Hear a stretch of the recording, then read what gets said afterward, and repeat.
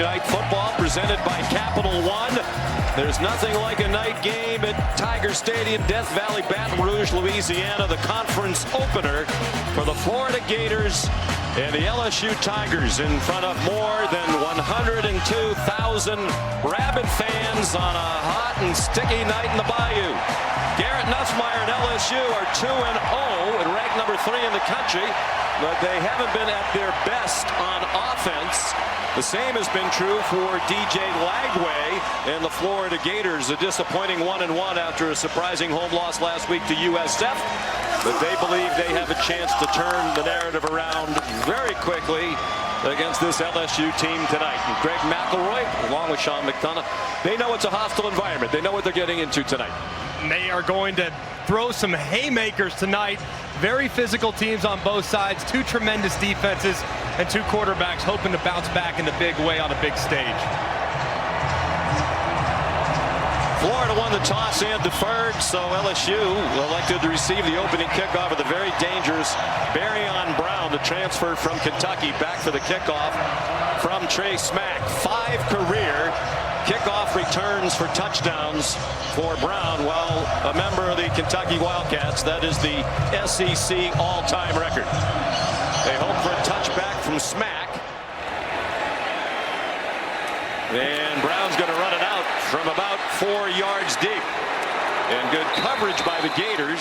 Barryon taken down by Aaron Gates at the 21-yard line. So here comes Garrett Nussmeier, second-year starter, 5th year in the program, 12-4 in his previous 16 career starts, and his coach Brian Kelly told us yesterday, Greg, he's been just okay so far this year. And he's been dealing with some nagging injuries. They feel like this has been his best week of practice. No limitations on Wednesday and Thursday. They expect him to be very good tonight and decisive throughout this game. They open in the pistol. Caden Durham moves up to the left hip of Nussmeier and takes the handoff. Running behind a remade offensive line. They had 4 offensive linemen drafted in the most recent NFL draft, and that's still a work in progress up front. 5-yard gain. And you can expect LSU to utilize just a little bit of tempo tonight. Florida struggled with that last week against USF. They won't go hyper speed, but expect a no-huddle operation throughout most of the afternoon, evening. 3 receivers to the boundary, including Caden Durham, the running back. Nussmeier flush from the pocket. His pass batted down. Broken up by Miles Graham, one of their linebackers and their leading tackler through the first 2 games of this season. Throughout the course of this game tonight, Nussmeier, when moving off his spot, is going to have to be willing to run the football. He's not a guy that makes a lot of yardage with his legs, just over 100 career rushing yards. If you account for the sack yardage lost, he's got to be willing to take off. And the Florida coaches think they can get after him. They like their matchups up front. That pass goes through the hands of Caden Durham. Devin Moore in coverage, an excellent corner. And it'll be a quick 3 and out, forced by Billy Napier's defense. That loss last week at home has him back on the hot seat. Forward now, number 47. Brian Kelly, like Napier in his 4th year here, he knows the expectations are growing here at LSU as well. They brought him here to win championships. He thinks he has the team capable of doing that. They've played championship level defense so far this year, in his words. Nice punt by Grant Chadwick, a boomer. Burnell Brown, the 3rd, electrifying freshman. Brought it back near the 40-yard line. They're going to mark it just shy of the 40 at the 39, a 54-yard punt, a 20-yard return. Jack Pyburn, a former Florida Gator, made the tackle for LSU. So here's Lagway, the sophomore, 7-2 in his career as a starter. That second loss last week to USF. Like Nussmeier, he's battled injuries. He's had more of them than Garrett to deal with throughout the offseason. Working with a lot of new receivers, still trying to find a rhythm. His first SEC road start. He's on target. And a nice catch by Vernell Brown III for an 8-yard gain. Tamarcus Cooley knocked him down. And talking to DJ Lagway, he felt like he was very jittery in the pocket last week against USF. Wasn't decisive, didn't get the ball out quickly enough. Right there, first play of the game, quick game, accurate pass to get him started. He's completed more than 74% of his passes through the 2 games, but almost all of it's been short. Jaden Baugh, their excellent running back, has the first down by about a half-yard. Bernard Gooden, the stop for the Tigers, who've played excellent defense in their wins at Clemson and home here last week against Louisiana Tech. Giving up just 8.5 points per game.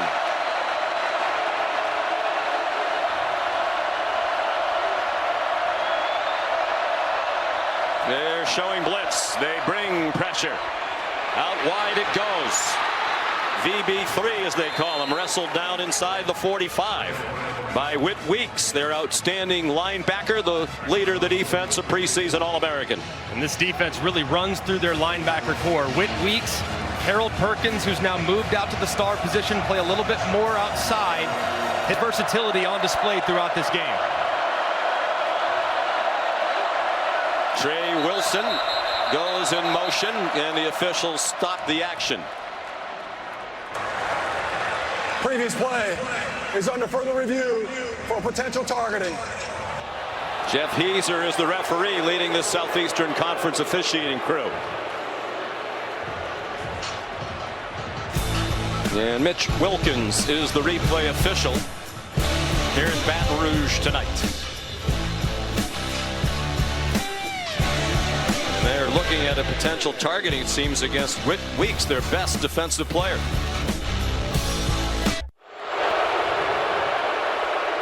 Well, you can hear the crowd booing while we were away. It was announced that Whit Weeks has indeed been ejected for targeting. That is a huge blow to the LSU defense.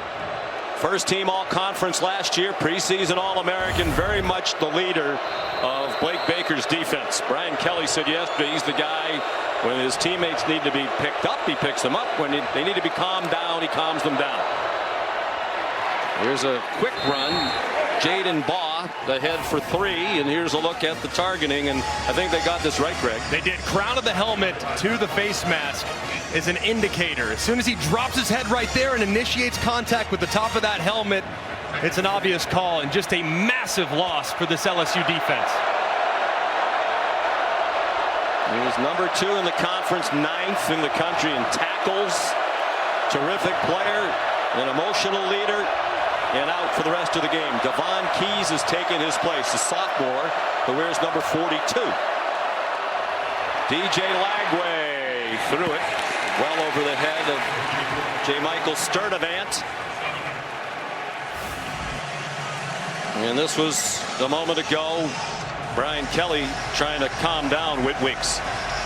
It's a good job by his coach. And Whit Weeks is still allowed to be on the sideline. That's a new change, so his influence can still be felt, but the presence on the field, massive void in the middle of the defense.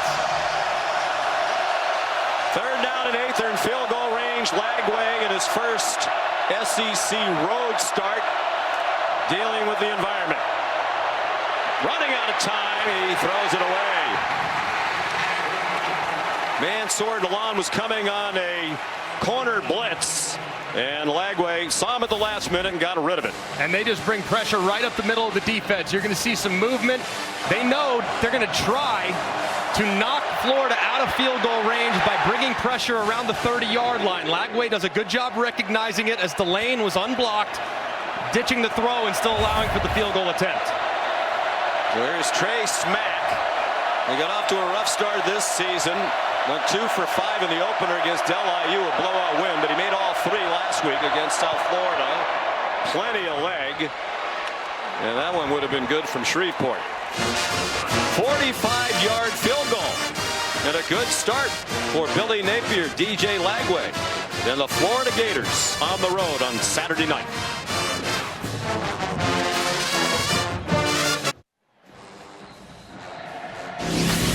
Capital One cardholders can redeem their credit card rewards for tickets to exclusive events and experiences on Capital One Entertainment. Scan the code to learn more. Capital One, what's in your wallet? Well, Florida arrived here in Baton Rouge off a tough home loss last week. They had won 5 in a row back to last season. They felt like they were heading in the right direction. Maybe it was just temporarily derailed because this is a very good start for Billy Napier and his team. Excellent start. And the big thing is getting their quarterback feeling comfortable again. And you see a couple early completions from DJ Lagway, get him settled down. Then a really good decision by him on the throwaway to preserve the opportunity to kick the field goal. So a nice start on both sides of the ball for the Gators. Billy Napier in his 4th year, just 20-20 as head coach of the Gators. That loss has heated up his seat. They won 4 in a row to end last season to send him into this year. Here's Molly McGrath after the touchback. Well, Sean, things got emotional early in this rivalry game. Players from both teams involved in a pregame scuffle because Florida players and staff felt that LSU players were encroaching in their warm-up space. Afterward, Gators players walked over to the end zone in front of LSU players and fans. Another altercation ensued, and Tigers quarterback Garrett Nussmeier trying to break it up, urging teammates to get into the locker room where he gave a speech saying this is what they want. Do not let them knock us off our focus. And you know they're reiterating that after that targeting call on Whit Weeks. There was a flag thrown. The play clock is not running. Please reset the play clock to 25. We will start it on my whistle. Flag was thrown during that warm-up just to help break up the skirmishes. And the players were warned by the officials before the game and the coaches that there'll be very little tolerance for any of that kind of stuff once the game begins. So second possession for LSU after 3 and out. Nussmeier swings it out wide to Aaron Anderson, their leading receiver from a year ago, and he is again so far this year's 15th catch of the year. Bryce Thornton was there for the Gator defense. This is an excellent wide receiver core to the point where Joe Sloan says it's kind of like an embarrassment of riches. Anderson's so good in the slot, but with the additions from the portal of Barryon Brown and Nick Anderson, they really feel like they have 6 deep at the position. They were a good downfield throwing team last year. They haven't had that as part of their offense so far. Caden Durham, a sophomore, the leading freshman rusher in the SEC last year. He came up a yard short of the first down with Sharif Denson there for a Florida defense that has now held its opponents without points on the opening possession in 11 straight games. Florida feels great about their matchup up front. LSU, like you referenced earlier, Sean, breaking in a lot of new pieces along the offensive line. They do get their center, Braylon Moore, back, which is massive. They think they can hold up in the run game, which is a point of emphasis for LSU. Durham in the pistol, dragged down to the line of scrimmage. No gain on the play.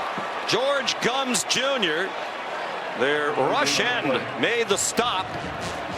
And it's 4th down and less than a yard. And the punt team's coming on again. And a great job, too, by Miles Graham, running right between the right tackle and the right guard, hitting it and timing it perfectly, forcing the back out to where Gums was awaiting, and a big stop on 3rd down.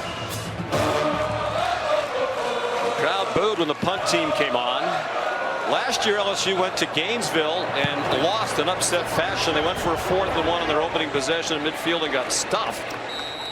And I think Brian Kelly, the fair catch is made after a 45-yard punt, has some concerns about that offensive line matching up against that salty defensive line of Florida. And with the addition of Caleb Banks in the interior, he believes that that's a guy there that can really take over the game. He had a phenomenal game last year against LSU, so that matchup between Florida's defensive line and LSU's offensive line might determine the outcome of this game.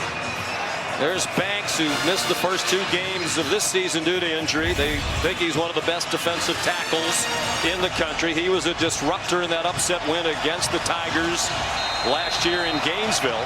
They followed it up with another upset win against Ole Miss to start that 4-game winning streak.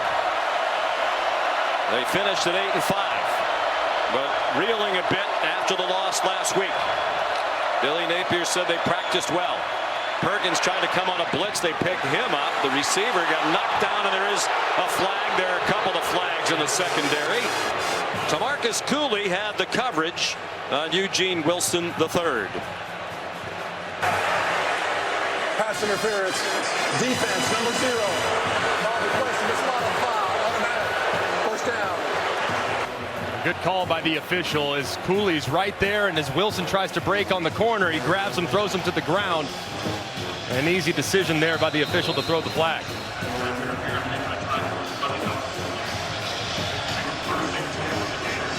With weeks watching, easy for me to say, for the rest of the night. The Florida Gators trying to take advantage. DJ Lagway missed all of spring practice from a throwing perspective with a shoulder injury. Had a core issue, has had an ankle issue. He says he's fully healthy, but he's really had just 4 weeks of practice. Still shedding some rust and trying to get into a rhythm with some new receivers.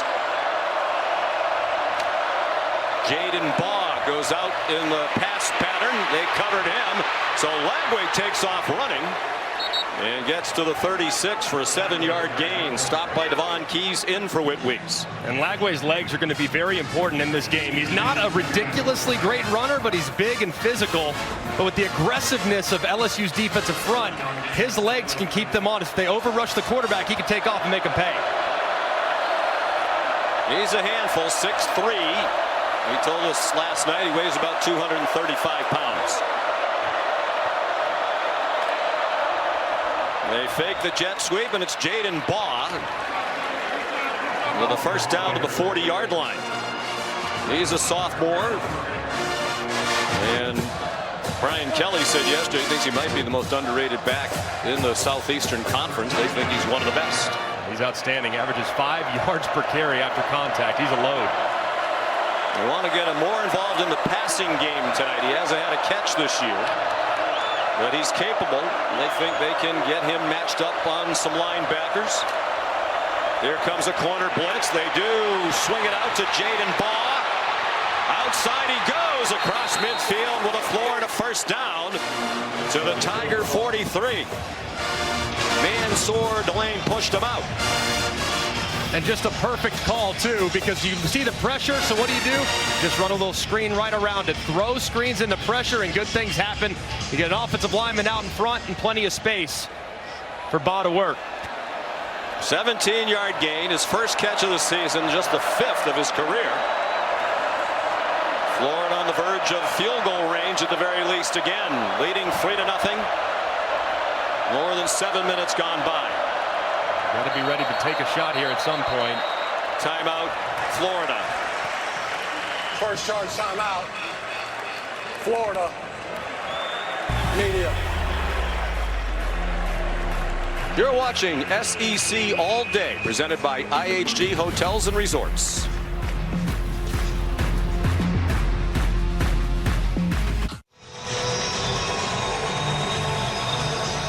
The Taco Bell Live Más student section here at Tiger Stadium in Baton Rouge. Only one student section can claim the Live Más student section of the year. Who will take home the trophy? This bunch always has to be in the conversation. Florida leading 3-0. 1st and 10. Gators at the LSU 43. Good start for DJ Lagway. 3 out of 5 for 32 yards. Jaden Baugh running left. There is a flag down at the line of scrimmage. Took a lot to wrestle him to the sideline. Led by DeLon and West Weeks, the brother of Whit Weeks, who will not be playing alongside his younger brother the rest of this one. Holding. Offense. Number 89. 10-yard penalty. First down. Hayden Hansen, the big tight end, wipes out a 7-yard gain. He's on the end of the line of scrimmage and just engages a little too long with Jack Pyburn, former Florida Gator, as Baugh breaks to the outside. An emotional night for Pyburn. 29 games at Florida. He's from Jacksonville, transferred here to LSU, playing against his former team. I'm told he's from a family of Gators as well. So a big penalty. That was a big problem last week in the loss to the USF Bulls. They committed 11 penalties for 103 yards. Here comes an LSU blitz. Here comes Baugh in the passing game again. And again, a tough run after the catch. Extra yards to the 44-yard line, where finally West Weeks got him down. The big key for Billy Napier calling the plays against Blake Baker's defense is, how do you attack the aggressiveness? How do you take advantage of how often they're going to blitz and pressure? So far, screens and quarterback run game have been very helpful for the Gators offense. 8-yard gain, 14 of them after the catch, which is behind the line of scrimmage. Here comes the jet sweep. And Vernell Brown III knocked out of bounds by West Weeks. Third generation Gators, dad and grandfather both played for Florida. On 3rd and longs, Florida loves to utilize bunch formations with several guys right on top of each other, make it very difficult for the opposing defense to pass it off.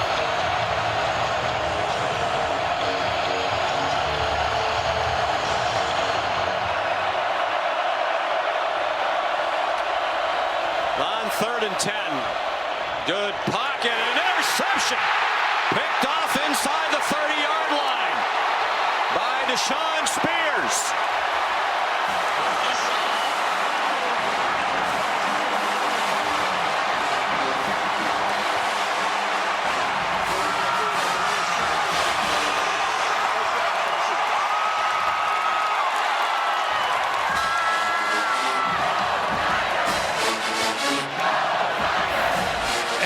Job by the defender, locating and looking and using his eyes. Watch him engage with the receiver initially, and then as soon as the ball goes in the air, he looks backwards. It's a bad throw by Lagway. That ball's got to be deeper. That ball's got to be to the outside. Kind of underthrows it and misses inside and allows the defender to cut underneath it and make a play. That's a great turn for LSU's defense. First career interception for Spears. He's a sophomore. Here comes a blitz. Nussmeier got it off, but over the head of Aaron Anderson, with the blitz coming from his backside. Second interception, just the second takeaway for the LSU defense in 2+ games now. Pressure off the left-hand side, corner blitz. Great job by Durham, the running back, saving a life, getting just enough of Johnson before he takes out Nussmeier.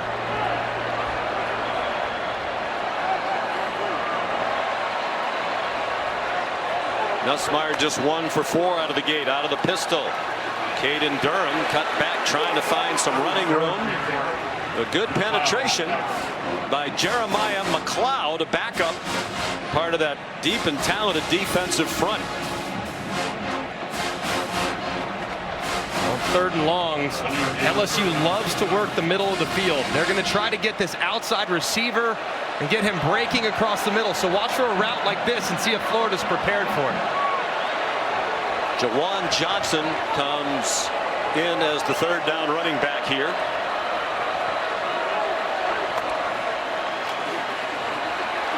Nussmeier, that looked like it was tipped to the line of scrimmage, thrown in the direction of Bauer Sharp.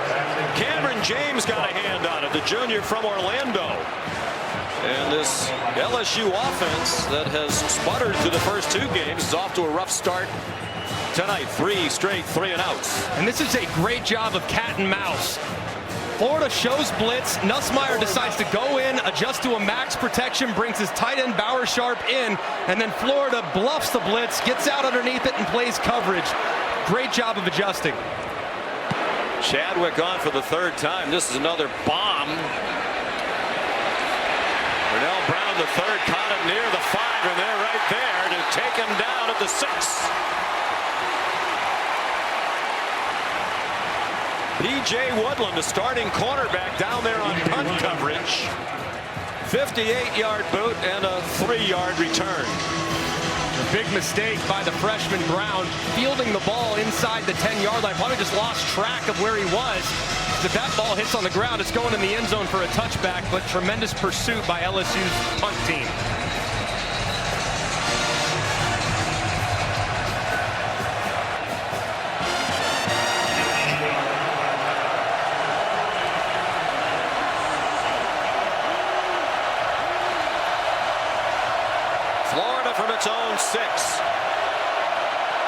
Two tight ends on the field.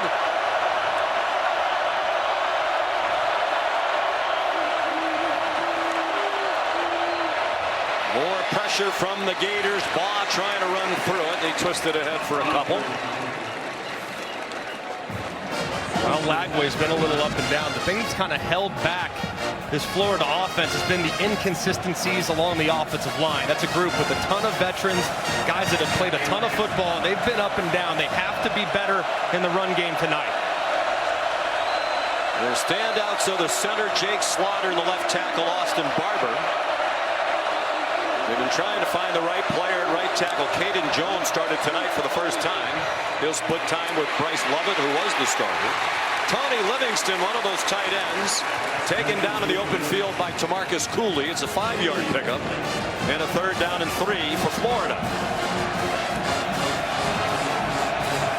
Big down right here for LSU's defense. Florida's had some success moving the ball. They forced the turnover a moment ago, and now to get the ball back to their offense with great field position could be huge.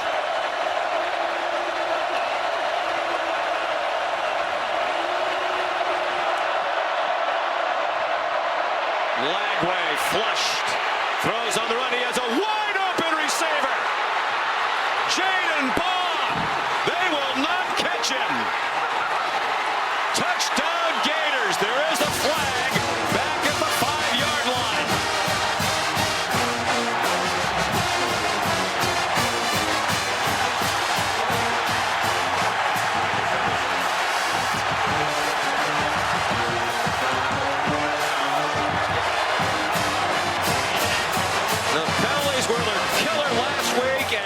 This one really hurts Billy Napier and the Gators. They got a busted coverage. They're certainly getting Baugh involved in the passing game tonight, as they said they would, but this one comes all the way back. And it's on 77 Harris, and as soon as Lagway breaks the pocket, just holds on too long. That left hand grabbing the jersey of Guillory. It's the correct call, but what a killer for this Florida offense. Najee Harris, the left guard, wipes out an 87-yard touchdown.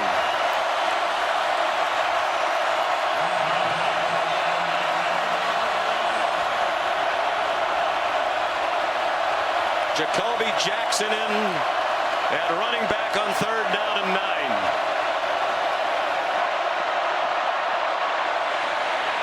And he has nowhere to go. What a turn of events. West Weeks leading the defense, a loss of 1. And the Gators will punt out of their own end zone.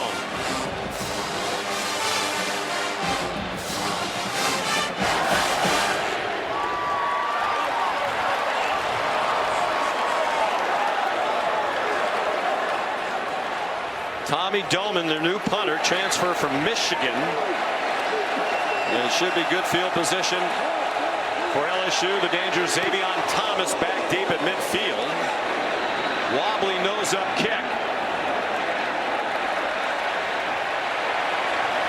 And LSU will start at the Florida 44 after 38-yard punts. This is more of the same.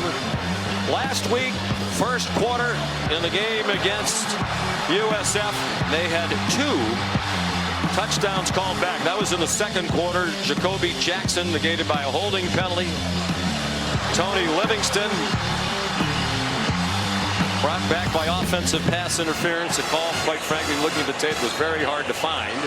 Billy Napier did talk to the conference. He said there were some calls we didn't like, but we did enough things wrong ourselves. We're not going to pin the blame on anybody else. The nightmare continues for Billy Napier, and just timely penalties that just crush momentum. Well, the first time LSU's been across midfield, they have the highly touted freshman Harlem Berry and a running back. That pass out wide goes through the hands of Aaron Anderson. Is incomplete, and now some pushing and shoving after the play. Dijon Johnson separated. Early in this game, just 12 minutes in or so, but its offense kind of looking a little bit like it did last week against Louisiana Tech. Just not sharp, not a lot of rhythm. Don't see great body language from the guys. I mean, they need to do some tempo. They need to do something to jolt some energy into this offensive unit for LSU. Nussmeier now 1 out of 6 for 7 yards. A blitz up the middle. He had to get rid of it. He did. First down. Inside the 30 goes Barry on Brown for an 18-yard gain. And the freshman Barry tries to block, but Nussmeier beats it with the throw.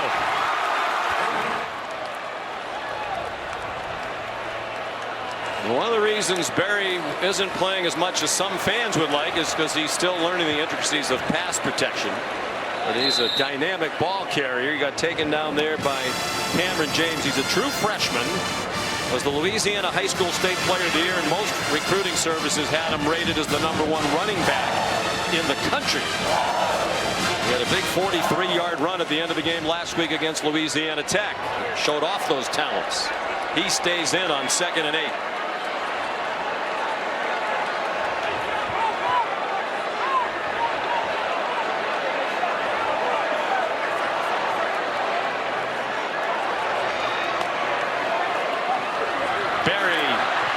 Left tackle, flag thrown by the center judge at the feet of one of the offensive linemen for LSU. Devin Moore made the tackle. Holding. Offense. Number 61. 10-yard penalty. 2nd down. And that's their best offensive lineman, the center, Braylon Moore. First year here as a transfer from Virginia Tech. And he's will be a matchup that is enormous all game long. He's working against Banks as he tries to reach to the left-hand side. Banks goes right around him. This could be one of the most exciting matchups you'll find all game. Banks wins that one, and a big penalty against LSU.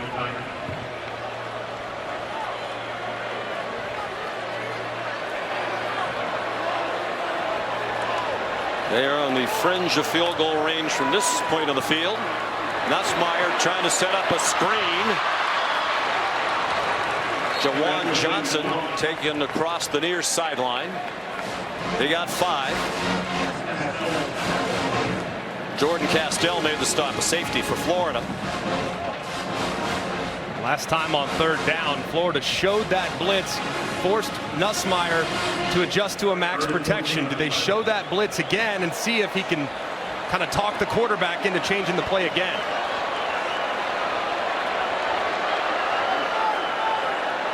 They shift Johnson to the right hip of Nussmeier. 3 receivers to his right, and he calls a timeout. First charge timeout. Probably a good timeout there for Nussmeier too, because it looked like that pressure package again was about to come, and he had to bring his tight end in and didn't have enough time to do that. So it's probably a good timeout there on a big 3rd and 14. Well, it's early in the year, but if you were an LSU fan, would you be a little bit concerned about this offense? Average just 20 points per game in the first 2 wins of the season, and not off to a great start here tonight. Yeah, and I think the biggest concern is that the passing game, with one of the best quarterbacks in college football from a year ago, Heisman front runner coming into the season, just hasn't looked sharp. The accuracy hasn't always been there. It's an elite receiving core. They've been dropping passes. It just feels like there's not a lot of mojo right now with that. The offensive line hasn't been as much of a concern as I think many thought it would be. The passing attack's supposed to be the strength, and it's certainly not playing like it these last 2 weeks.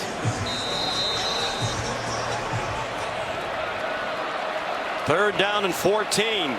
We approach a half minute to go in the first quarter. And a false start. False start. Offense. Number 75. 5-yard penalty. 3rd down. Weston Davis, the right tackle. Brian Kelly lost both of his outstanding tackles in the first 3 rounds of the last NFL draft. Will Campbell was the number 4 overall pick to New England. Emory Jones won the 3rd round to Baltimore. 4th LSU penalty. It's been a flag fest. And some key penalties, especially that holding call that brought back the 87-yard Gator touchdown. Nussmeier flushed, takes off running as the coaches asked him to do. And he was stopped well short of the line to gain. They are in field goal range.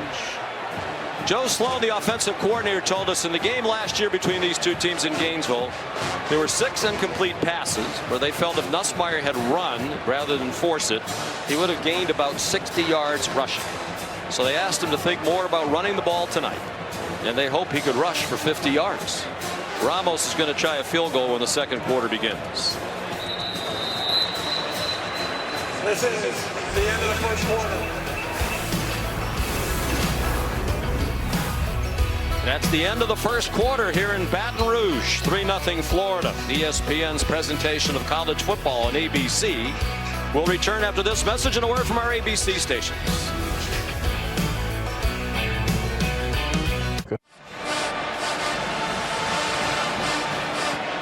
These aerial views are brought to you by Goodyear. For every legendary moment, still, always, forever. And what a sight it is. Tiger Stadium, Baton Rouge. The sun has set. It's still 89 degrees. And Damian Ramos is on to try to tie the game with a 47-yard field goal as we go to the second quarter. Sean McDonough, Greg McElroy, and Molly McGrath. Ramos, veteran kicker. There's plenty of leg for that one. It's a beautiful little baby draw, just like Greg McElroy. Right down the middle. So we're tied at 3, and a moment ago, Molly spoke with Billy Napier. Coach Napier, what was your reaction to those costly penalties hurting you yet again? Yeah, well, look, it's part of the game. You guys are playing with effort. They're straining. You're going to have some of that. Look, we're a couple hold'em penalties away from having control of the game here. So, look, the team is fighting. They're competing. We're playing with effort, toughness. We're here to play. So far, so good in terms of the response of the team. Saturday night in the SEC. It's going to be a lot of fun. Thank you, Coach. All right, thank you. You know, the penalty against Harris that brought back the 87-yard touchdown was tough, but they're off to a good start in a hostile environment. And he thought they would be with the talent level they have. He believes very much in this team. High expectations this year. But spirits dampened big time by the loss last week. Aaron Burrell will kick it off. Fidel Brown III back deep for Florida. And he won't try it. It's a touchback. The mantra of this Florida team is pound the rock and hit some plays over the top. And it just hasn't materialized so far in the first couple weeks, but I like how quickly they're getting the ball out of Lagway's hands. Immediate. Let him see it. Allow him to react quickly. Play fast. He was rusty, missed spring, missed most of camp, and they're doing a great job of diagnosing some tendencies from Blake Baker's defense, allowing their quarterback to deal quickly and make plays. That's who's bringing the heat, brought to you by the Sonic Smasher.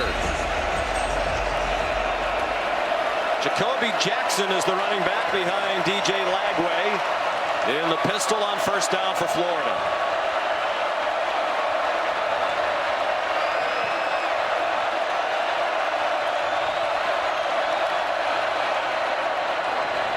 And Jackson does not get back to the line of scrimmage. There's the former Gator, Jack Pyburn, leading the way.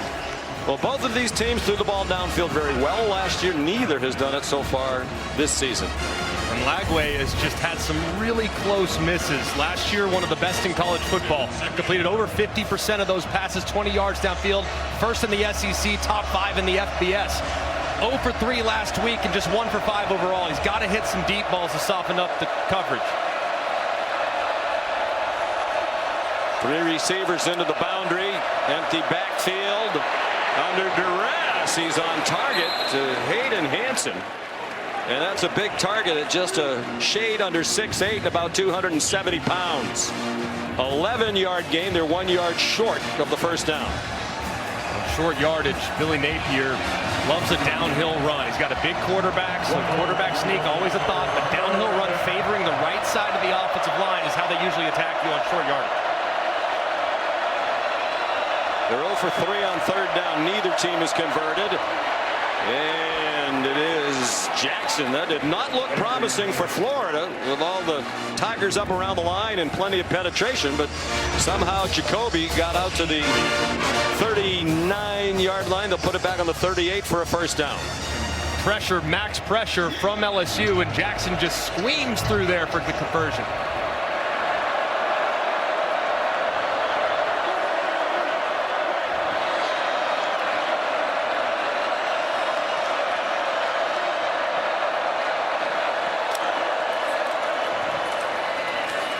faked the jet sweep and the inside handoff, and Lagway kept it.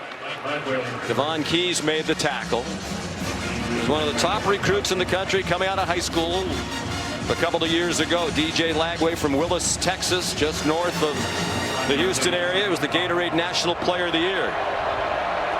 Did visit LSU as part of his recruitment, but obviously wound up at Florida. Led them to a 6-1 record when he became the starter last year. Battling the injuries, his play hasn't been as good so far. Brown in trouble. Tried to deliver a stiff arm, did well to get a couple.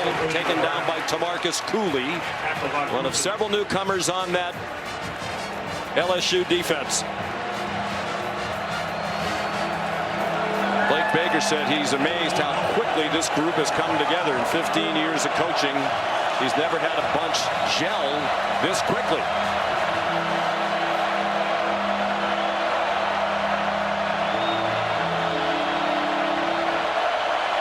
Third down and 4. And they brought Jackson back to Lagway's hip.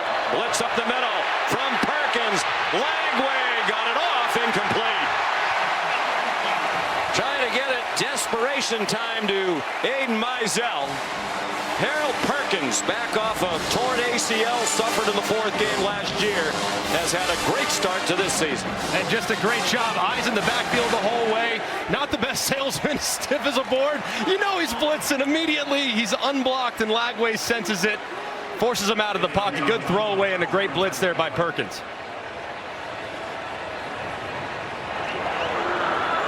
Xavion Thomas back for the punt from Doman, who was the punter on Michigan's national championship team 2 years ago.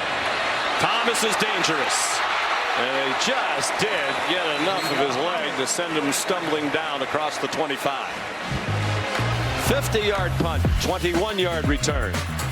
Well, position change is done. Harold Perkins, well, moves out to the star, but still remains a disruptive force as he drops Lagway for the throwaway. You're watching ABC Saturday Night Football, presented by Capital One. Yeah.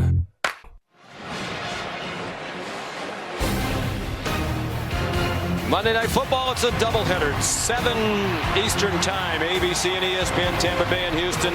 Followed at 10 Eastern by the Chargers and the Las Vegas Raiders. Both games available on the all-new wonderful ESPN app. 3 of those 4 teams are 1-0. The Texans are 0-1. Here we're tied at 3. Xavion Thomas, ordinarily a wide receiver, lined up in the backfield, and they throw it to him, and Florida was ready for that. Dropped by his fellow number 0, Sharif Denson, a safety. A lot of this LSU offense has kind of changed their identity and trying to jolt some life. See them utilizing a little tempo. It's exactly what they need to do.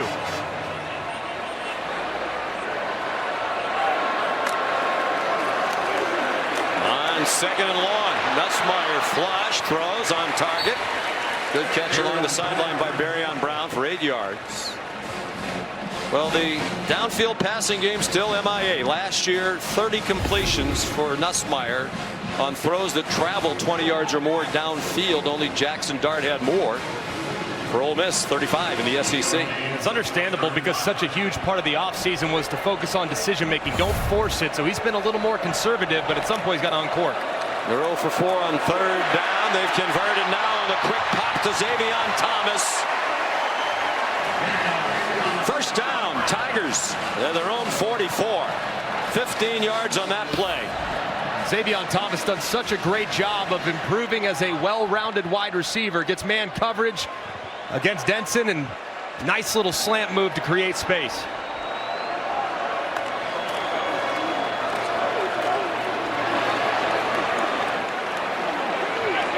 No running room for Jawan Johnson. Xavion Thomas, quite basically a jet sweep guy, a reverse guy, and he's worked very hard to be a receiver. And Joe Sloan, the coordinator, credits his co-OC Cortez Hankton, who coaches the wide receivers, for really helping Xavion Thomas. And mostly give Thomas the credit. He put all the work in. Yeah, I said with the arrival of some of the transfers, he really felt urgency this offseason to improve, and he really has. On 2nd and 8, Nussmeier, errant pass thrown over the middle behind Jawan Johnson. Clearly he and Nussmeier weren't on the same page. Nussmeier frustrated here, thinking his running back's going to sit right there. He said, stop, sit. No, sit. And that's just kind of what's been going on the last couple weeks. As soon as he thinks he's going to do something, his back starts to move away from him. That's on the running back. It's zone coverage. Sit it down right there. Nuss was right.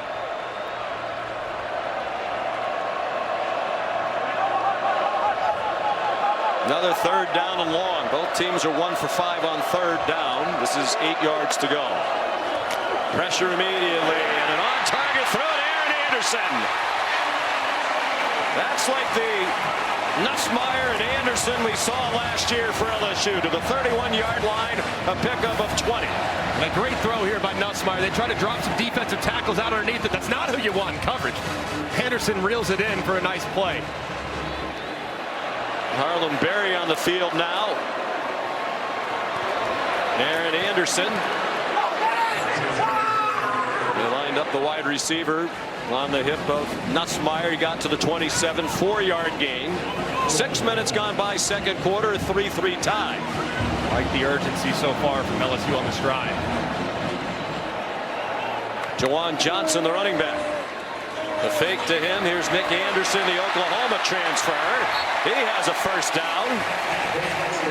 At the 20-yard line. 9 more for Anderson. A prolific freshman year at Oklahoma 2 years ago. Set their school record for touchdown catches by a 1st-year player with 10, but then played in only 1 game last year due to injury.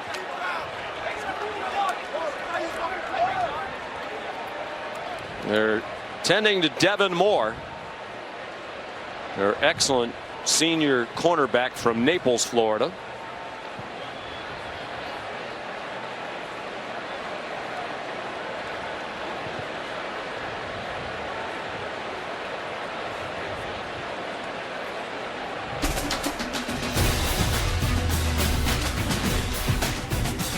Moore colliding with Gums as they were in pursuit. Hopefully he'll be able to return.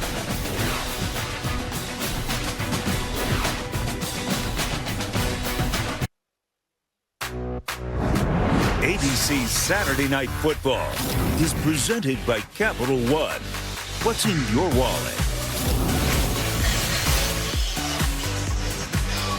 8:37 to go. 2nd quarter. Florida and LSU tied at 3. Sean McDonough, Greg McElroy, Molly McGrath.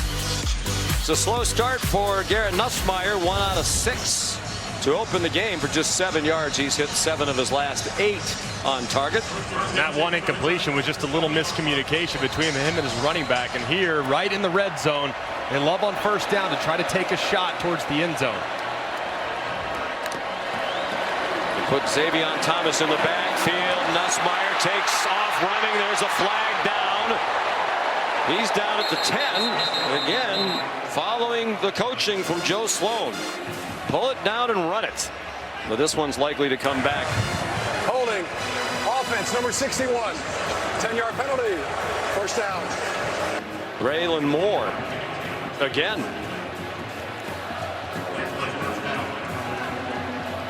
As Nussmeier's getting ready to take off, they call that shot, and Braylon Moore starts to engage downfield. Watch as he starts to release, and then he engages right there. Nussmeier goes past him and never lets go. It's a good call by the official.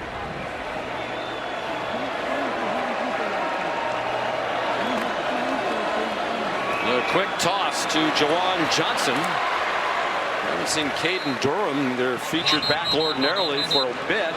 Aaron Childs made the tackle, linebacker for Florida. 8-yard gain.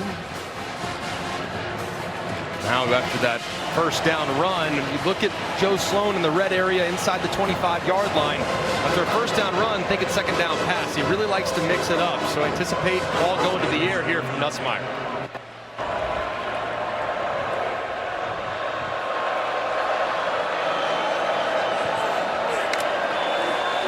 Just a 3-man rush. Nussmeier toward the end zone. Touchdown! Xavion Thomas.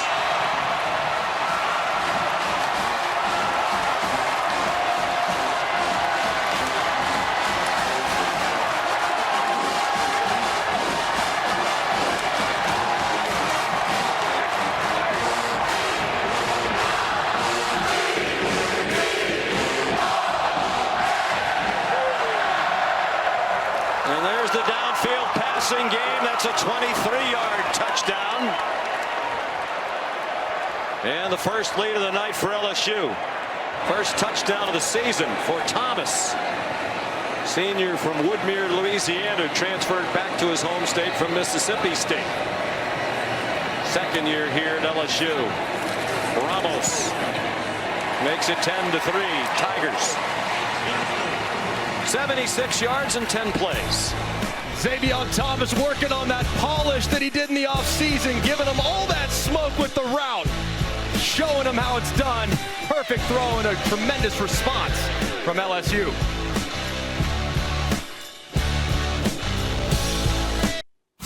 Kevin and Boog in studio time now for our Chick-fil-A move on the field. The South Bet, number 8 Notre Dame hosting number 16 Texas A&M. First home start, C.J. Carter, Jeremiah Love. Love it, man coverage, wheel route, linebackers get picked, and they're playing like champions in South Bend. Irish up by 10 in the second quarter. Back to Sean, Greg, and Molly. All right, Kevin, thank you. Welcome back, everybody. Baton Rouge, Louisiana. Tiger Stadium, where LSU has taken the lead. Aaron Burrell, another touchback. Let's take a look at the AT&T connected cam on that last touchdown. This is Jaden Woods. He has to collision the receiver. He misses it. And as a result, the receiver's able to get right around him, set him up to the outside, and run a beautiful route. Whiff right there. One-on-one with the safety. Absolutely nothing the safety can do. Look to the outside. This is the polish that they talked about with Thomas. Look at how he breaks at the outside, slide double move, bends it back across face, and a perfectly timed throw from Nussmeier.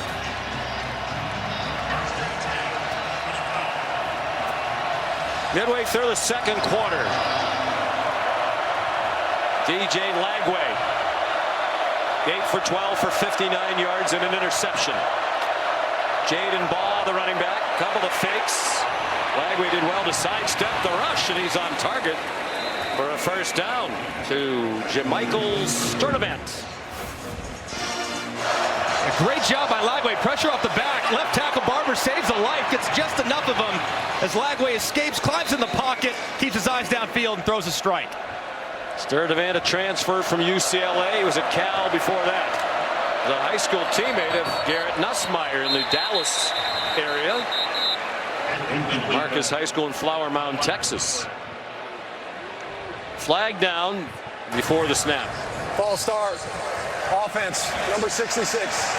5-yard penalty. First down. Jake slaughtered the All-American safety for Billy Napier.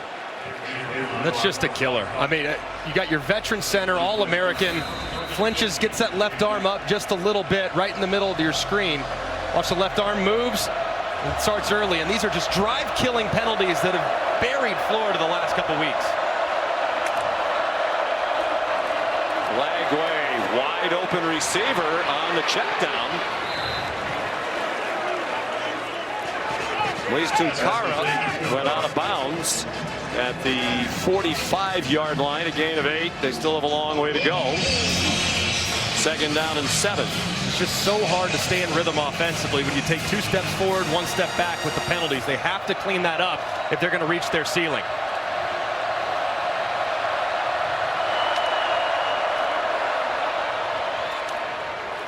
Jaden Baugh wrestled down by West Weeks and Devon Keys.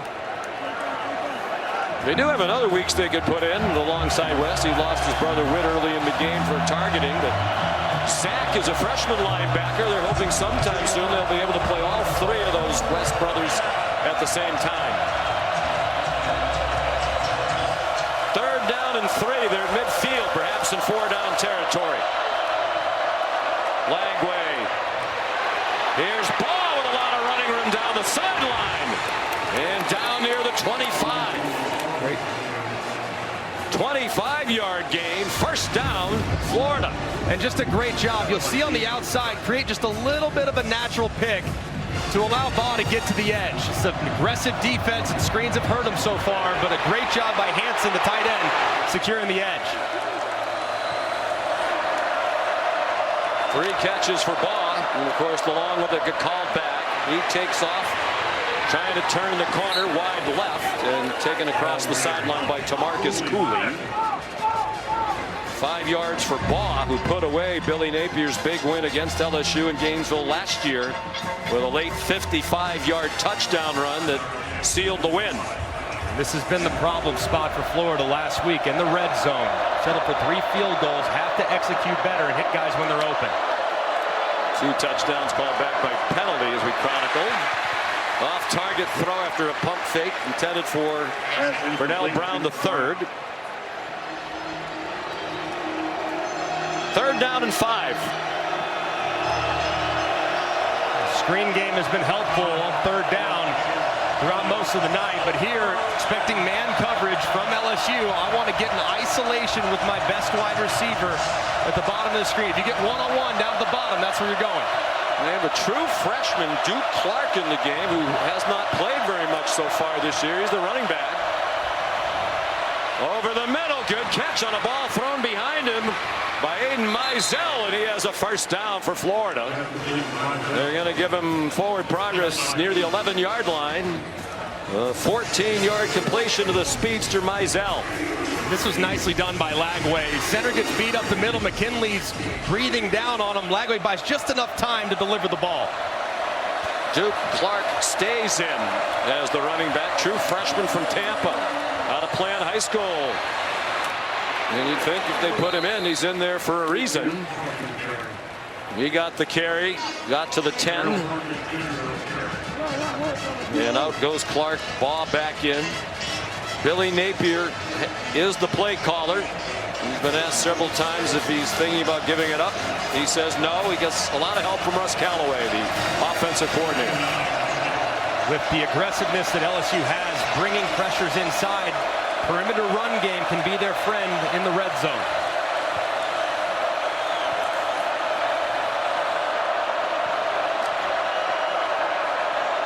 Couple of fakes. Lagway back of the end zone and a man open, but it was off target for Tony Livingston.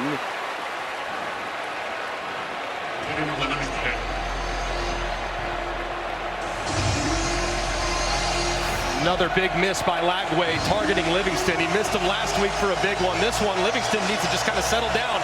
Lagway throws behind him. A missed opportunity for the Gators. Well, Livingston kept running to a place where it looked like he put a defender between himself and Lagway. 3rd down and 9. They can get a 1st down near the 1. 2 out of 2 on 3rd down on this drive. Lagway from Mizell. Touchdown, Florida. With Tamarcus Cooley on him. A nice catch by Mizell.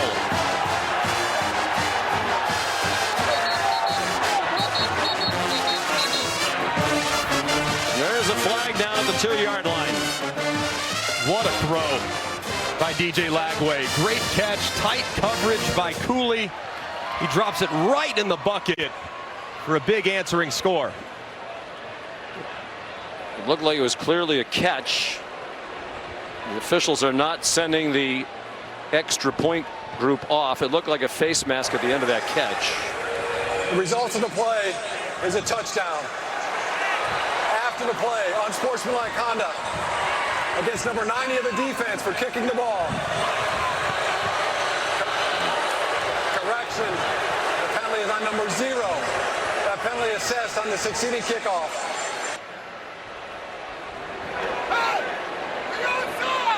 So Cooley,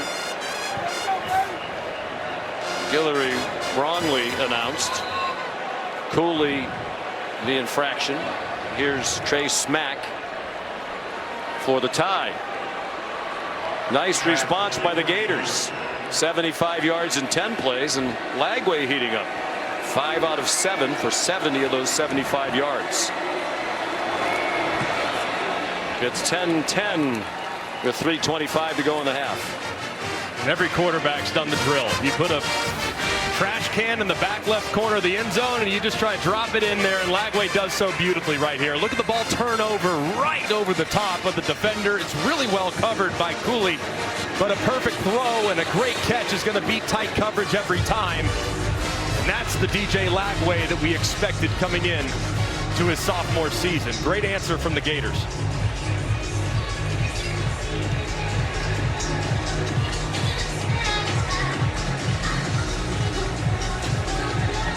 Lagway told us he and his teammates are well aware of the heat, obviously, on their coach.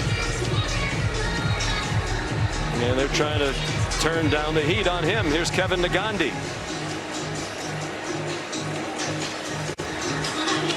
After the kick, we'll check in with Kevin.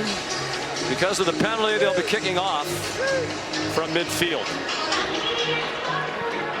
You don't want to put that T on that beautiful painted Tiger's eye. I think you move it off the hat, just a little respect. They can't stay on the logo, right? See if they decide to do that.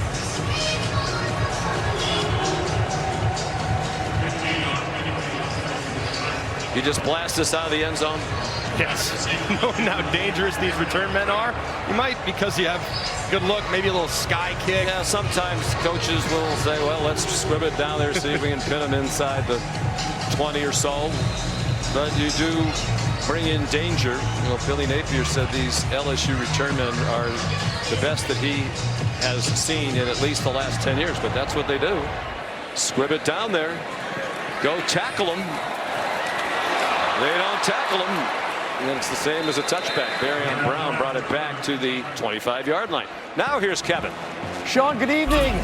Ford halftime report just minutes away. The game of the year in Knoxville, how Georgia knocked off Tennessee in overtime, and the stunner, Clemson goes down to Georgia Tech. Hey, Book, we're following a developing story. #1, Ohio State in action. No doubt, Ohio State in action. You know what that means. Their young quarterback, Julian Sand, dropping back. I love the patience in the pocket. Just patient, allowing the receiver to uncover, Kev. That's how you got to do it, especially at home for the Buckeyes. Finds Max Player. It's 19-9 Buckeyes. Back to you, Sean.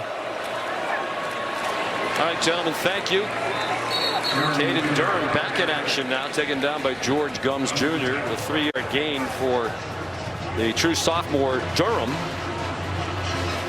How aggressive does Ryan Kelly want to be right now? Defense has played well. The offense has started to heat up. Maybe if you break one, get a first down here, then you start your 2-minute operation.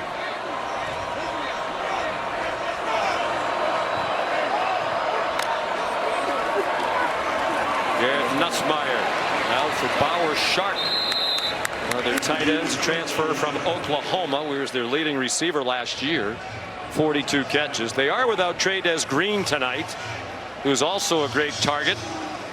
He suffered a leg injury last week in the fourth quarter, their win against Louisiana Tech. They do expect him back in the next few weeks.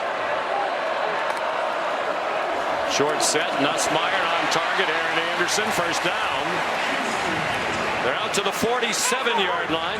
There's Trey-Des Green, who had the game-winning touchdown catch in the fourth quarter of that huge season-opening win at Clemson in their 17-10 victory. 14-yard gain on the completion to Anderson, and it is the 2-minute timeout. This is the 2-minute timeout. Entertaining game in the 72nd meeting all-time between these two schools, and the all-time series is tied. 34 wins apiece and 3 ties. This one's tied 2 minutes from the half.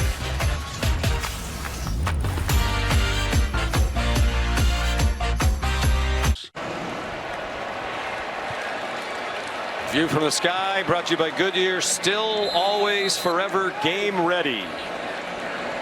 2 minutes to go in the half. Florida and LSU tied at 10. Caden Durham on first down from the LSU 47. Cross midfield to the Gator 47 before Dijon Johnson drove him back for Brian Kelly. He loves the action under the lights here. They're 16-1 at home at night under the man known as BK. The only loss was to Alabama last season. Nussmeier throws, and almost a diving interception thrown generally in the direction of Bauer Sharp, and a good effort by Jordan Castell to try to pick it off. So far on these third downs, it's been Aaron Anderson in the slot who's given Florida a lot of fits. He's been covered by Aaron Gates in the nickelback spot.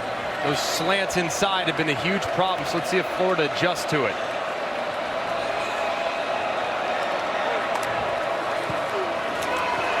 On third down and 5, it's Durham. Avoided the penetrator behind the line, Caleb Banks. but got only 2.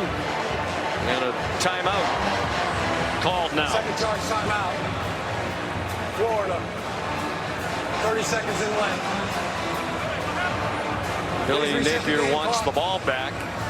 To 1 minute, 27 seconds. With some time on the clock. Meanwhile, what does Brian Kelly do here, Greg, on 4th down and 3 at the Florida 46? I kick it. I don't like the idea. And watching Florida's kickers and warm-ups, both of them were kicking it from 60 yards. So you miss it here, you're only 7, 8, 9 yards away from possibly giving them 3 points to go 2 for 1 because they get the ball coming out in the second half. So I'd punt it, play defense, play field position, but it doesn't look like that's what he's going to do. Maybe they'll try to draw them offside. Got nothing to lose with that. Draw them offside, take the delay of game. See if Florida can hurt themselves again with a big penalty. Or maybe show a little belief in your 5th-year senior quarterback and the cast around him that they're going to capitalize. They're trying to draw him off. Now Nussmeier wants to know, are we going to snap it? Are we going to call a timeout? Or are we going to take the penalty? Doesn't look like they intend to snap it.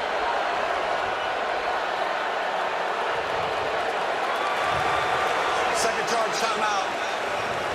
LSU, 30 seconds.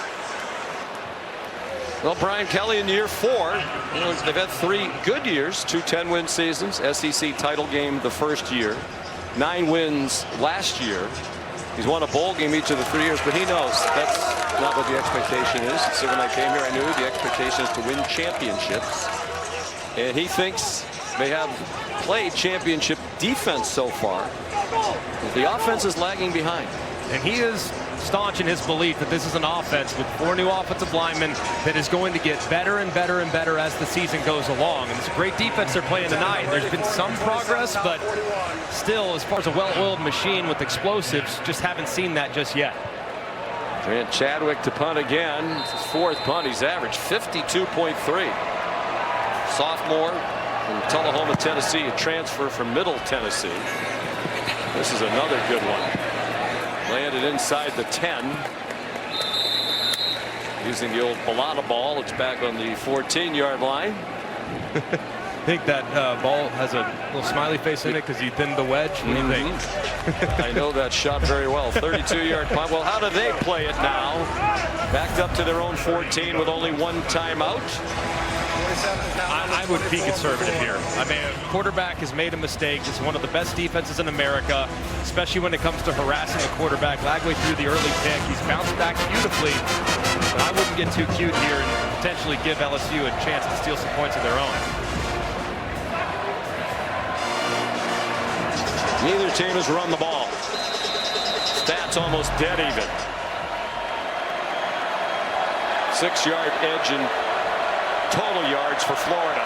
Game controlled by the defenses, which have been the strengths of these 2 teams in the first 2 games of the year. Jaden Baugh, the running back. Trey Wilson, the receiver. He got 9. Will they go quickly to the line? Now that you've got a really good first down play, I would utilize a little tempo now. I mean, no problem with that.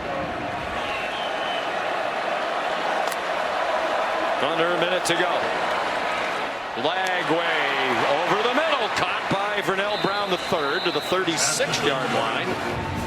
Clock stops to move the chains on a first down, a 15-yard completion. Smack has a big leg, a career long of 56. They were kicking it pregame from 63 to 65 too, so they'll try it end of half anywhere. Lagway giving time again, throw it into a crowd, and almost a diving interception by Harold Perkins Jr. Showing his variety of skills. He can rush, he can cover, he can do everything in between. And he almost had his hands on that one. Bad decision there by Lagway, trying to force it into a tight window.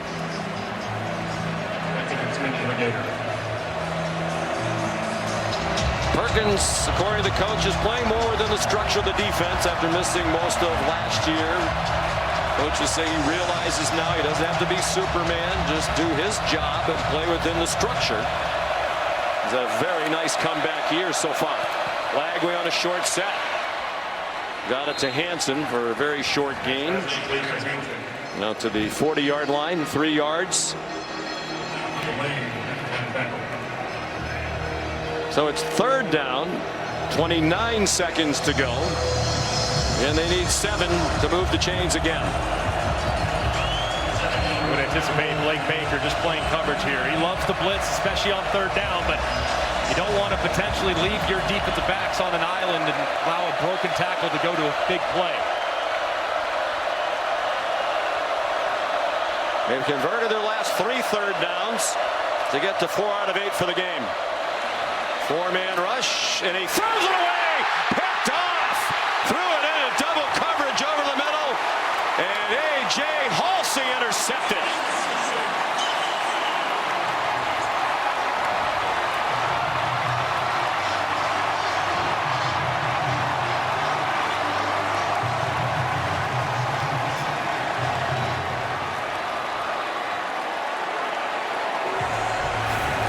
And just a critical mistake from DJ Lagway.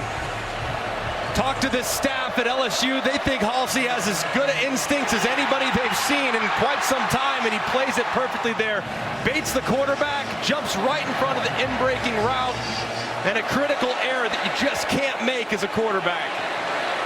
First interception for LSU. He spent the last 2 years at Houston. Now Nussmeier, and that one is deflected away from Aaron Anderson. Sharif Denson looked like he might have gotten a finger on it just at the last moment. Ooh, a good thing he did too, because it looked like it was going to go right over the top and might not have made contact with it, but affected the vision of Anderson, who couldn't reel it in.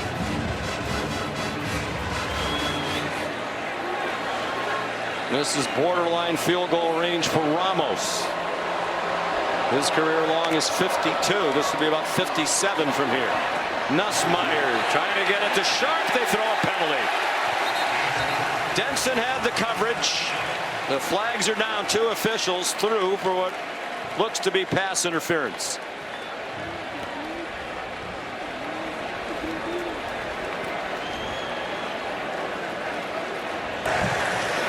Pass interference. Defense number 0. Ball replaces the spot of the foul. Automatic. First down. And this is a good call. Denson, as the receiver's trying to break across, he doesn't allow him to, and this collision is what leads to the pass interference. So now, if I'm Joe Sloan, the offensive coordinator, might go with a max protect, maybe take a shot here, steal 7 instead of 3, and you just can't take a sack if you're Nussmeier. LSU has 1 timeout. They go to the run with Durham. Some groans from the crowd on that play call.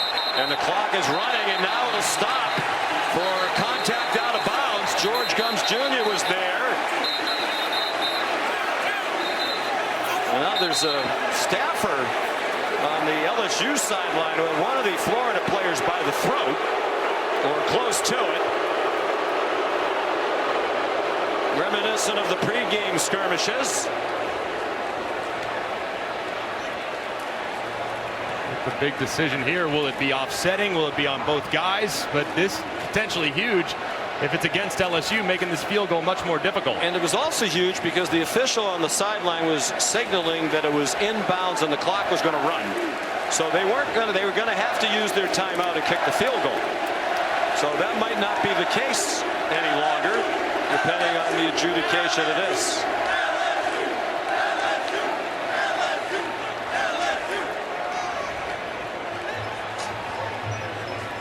The pass interference on the previous play was the 4th Florida penalty, the 1st on the defense. After 11 last week, a big reason why they lost to South Florida. Results of the player was the runner was short of the line of game. After the play, personal foul. Offense number 75. Personal foul. Defense number 25. Those penalties all set.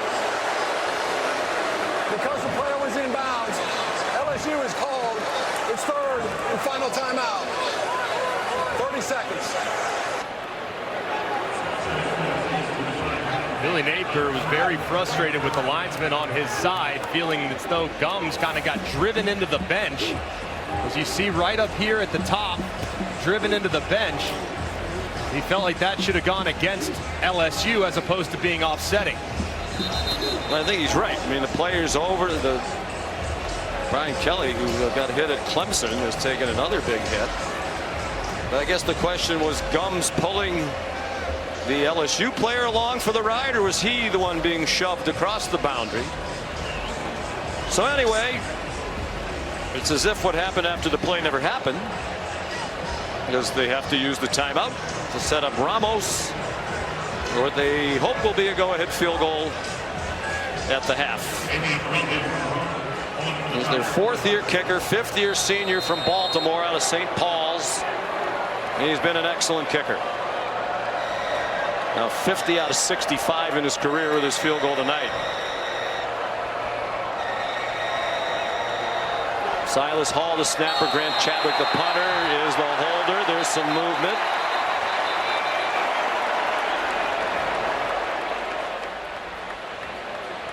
Cormani McClain definitely moved for Florida. Ball start. Offense, number 71. 5-yard penalty. Second down. He was drawn across by Tyree Adams. It's amazing how often just a quick 5-yard penalty. Just with the kicker's head, a little twitch, but the right leg of Adams. This oftentimes after a 5-yard penalty, these kickers miss it. I don't know why it's psychological, but Ramos has been doing it a long time, so hopefully for LSU it doesn't have an effect. 7 Tiger penalties and now a 45-yard try. He made 3 out of 4 last week against Louisiana Tech. The only miss was from 51 wide right. That one is right down the middle. And it sends the homestanding LSU Tigers to halftime with a 13-10 lead. And a lot of big plays, some of them mistakes. And to me, Greg, the biggest play of the half was the holding penalty that took back the Florida 87-yard touchdown, and that would have given them a 10-0 lead and all kinds of momentum. No kidding, no question. I mean, just a massive turn of events right there. Florida did a good job of weathering the storm and bouncing back in the game, but a gift from Lagway at the end to just hand 3 points to LSU has to be deflating for the Gators. Here's Molly. Coach, another scuffle and some penalties, but you took the lead with the field goal. What will be your emphasis in the locker room? Well, I mean, obviously, things didn't go our way early on, but our kids stuck with it, kept playing, and we come up with a lead at half. It's going to be like this. It's 4 quarters in the SEC. You just got to keep playing one play at a time, and our guys will do that. That said, how crucial was that interception from A.J. Halsey to end the half? Well, our defense has been playing well. Obviously, they were trying to make a play there right before the half. They got aggressive. We were in good position, and we've been playing really good defense. Look, this is going to come down to a last possession. We just got to keep playing. All right, thanks, Coach. Sean. Brian Kelly's team +2 in the turnover margin. A couple of interceptions thrown by DJ Lagway. At the half, 13-10, LSU leading Florida. Let's send you to the studio for the Ford halftime report. Here's Kevin. Sean, thank you so much here with Booger McFarland. You're watching the SEC on ABC, and welcome back, everybody, to Saturday Night Football presented by Capital One. Start of the second half here in Baton Rouge, Louisiana. The homestanding LSU Tigers leading Florida 13-10. LSU, the third-ranked team in the country, trying to go to 3-0. Florida comes in 1-1 for the 4th straight year under Billy Napier. Nell Brown, the third, back for the kickoff from Aaron Burrell. Usually a touchback machine. And he is again. Sean McDonough, Greg McElroy. Well, the quarterback's heated up a little bit, but the running game's been absent. Yeah, and Jaden Baugh, Florida, here on this opening drive, they got to get him going. Just 6 carries, just over 3 yards per carry there in the first half. He's the one that kind of they need to feed, whether it's by way of perimeter run game or just getting him involved in the passing game. He's contributed quite a bit there. 3 catches for 50 yards. They got to get 13 more touches on the ground in the second half. He was involved in the biggest play of the first half. They led 3-0 to Florida. It looked like he scored an 87-yard touchdown on a Broken coverage by the LSU defense. It was called back for a holding penalty. The officials were very actively involved in the first half. 11 total penalties, 7 on LSU. Lagway after the play fake has Hayden Hansen. And he fights his way for 9 yards. Here's Molly. Well, Sean, after that interception at the end of the half, Florida head coach Billy Napier told his quarterback DJ Lagway, slow down and take a deep breath. Take what the defense gives you, and they could give you this game. Napier stressed his confidence in Lagway, said the second half is when he's an assassin. If we offset their pressure and give him a chance, he can win us this game, guys. He's now 17 for 25 for 164, a touchdown and the 2 interceptions. After the fake to Baugh, he runs, took a hard hit, but got the first down to the 37-yard line. Harold Perkins there with West Weeks, who joined us late. Whit Weeks, their outstanding linebacker, All-American, ejected after playing just 3 plays on defense for targeting. The Tiger defense done a good job without their leader.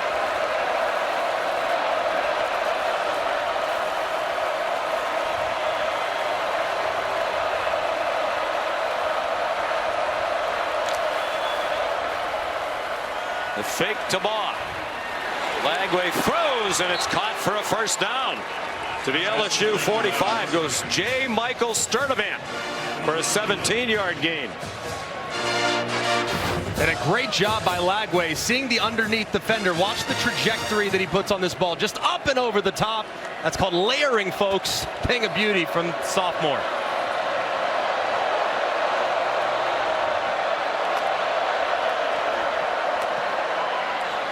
Incomplete pass in the direction of Vernell Brown III. Perkins again in coverage. So much of what we saw last week from DJ Lagway was just jitters in the pocket. Didn't set his feet, didn't play very fast, threw some fadeaway jumpers that were incomplete. He's been much more decisive tonight. Didn't make 2 critical mistakes on the interceptions, but the feet in the pocket have been much, much better.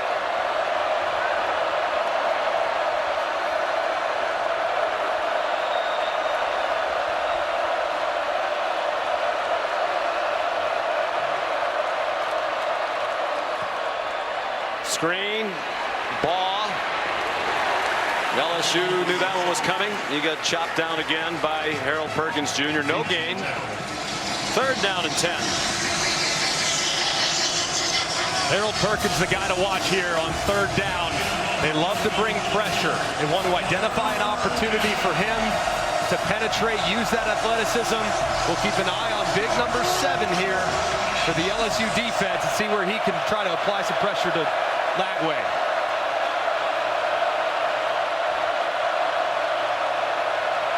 Right here on the end of the line of scrimmage.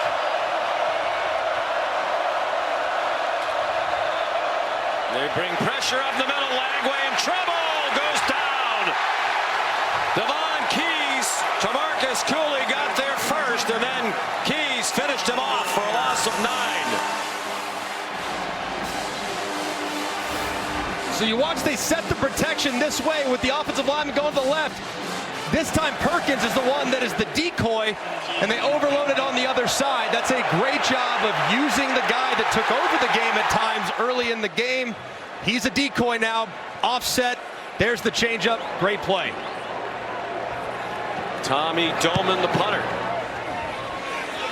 Fair catch made by Xavion Thomas, 17-yard line. 37-yard kick. This LSU defense under coordinator Blake Baker starting to look like the LSU defense of old.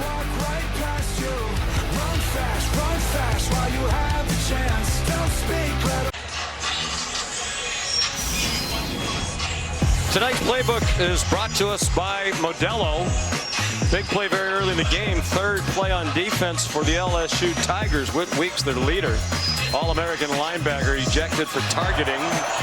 Florida led 3-0. Looked like it was 10-0 when they threw an 87-yard touchdown pass that got called back for a holding penalty. And then DJ Lagway, his 2nd interception, turned into 3 points. after A.J. Halsey picked it off. His first as an LSU Tiger, the 8th of his career, with time at Houston and New Mexico. So 13-10 LSU, their first time on offense here in the second half. And Caden Durham had a 1-yard game. Jamari Lyons made the tackle. Nussmeier played a little bit better as the game went along. Still, the offense just lacks its consistent rhythm. Haven't seen a ton of shots downfield. Did have the great throw over the middle for the touchdown to Anderson, but at some point, probably going to try a few shots deep early in the second half.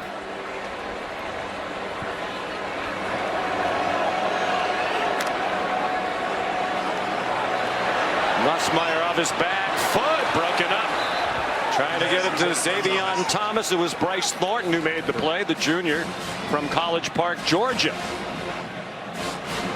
One thing that Joe Sloan told us about Nussmeier is when he's at his very best, he's moving up in the pocket, but when the pressure with Tyreek Sapp coming around the right side is right in his face and he's retreating, just doesn't have enough arm to make that long throw. And there's Joe Sloan, offensive coordinator here at LSU. Nussmeier almost intercepted. It was deflected down by Miles Graham, to the frustration of Joe Sloan, who watches another 3-and-out for his offense. That was a great play by Miles Graham. It looked like there was going to be a completion right behind him. He's working inside, stops immediately. His eyes are back there the whole way. Stops immediately, somehow gets that right hand back to disrupt the pass. That's just a terrific play by the linebacker. Intended for Chris Hilton Jr. has really been a non-factor this year, fifth-year senior. Just one catch for the Tigers. Fifth punt for Chadwick.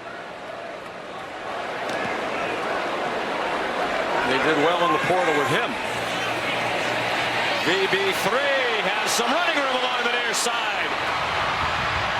What a dynamic freshman he is. And he's tackled way out of bounds.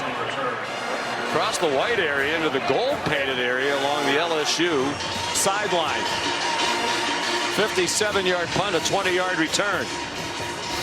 He is dynamic. I mean, third-generation legacy Gators. He didn't really have much of a choice where he was going. He is so quick and explosive, and what a great, great young freshman talent they have in Gainesville. Taken down by a sliding Tiger who might not have intended to knock him down. But great starting field position for Florida. Their best of the night. Their own 45. DJ Lagway, they're showing blitz. He checks, and now Wes Weeks retreated from his linebacker spot. Jaden Baugh ahead for 3. I think Blake Baker is one of those guys. We talk to a lot of coordinators, and sometimes you can just tell when you talk to a guy, this guy's going to be a head coach soon. Excellent defensive coordinator, 43-year-old Houston native.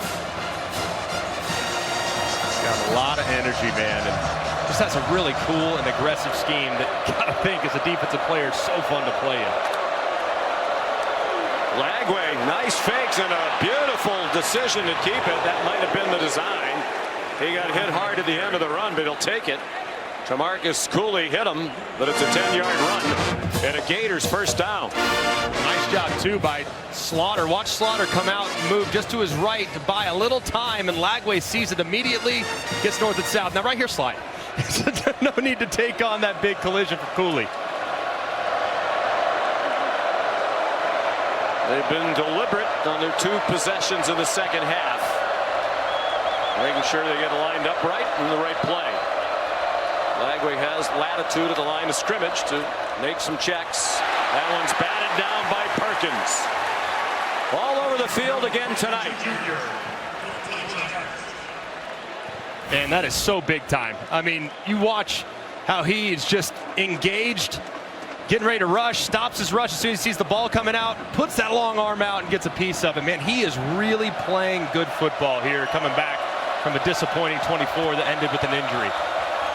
Announced his return with a big play at the end of that win at Clemson when he ran down Cade Klubnik in a key situation at the end of the game.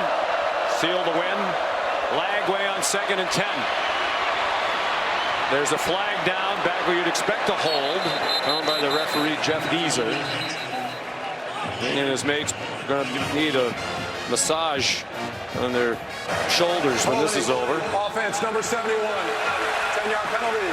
Second down. Roderick Kearney, a backup offensive lineman, who's in there right now. Had a hold of Ahmad Bro.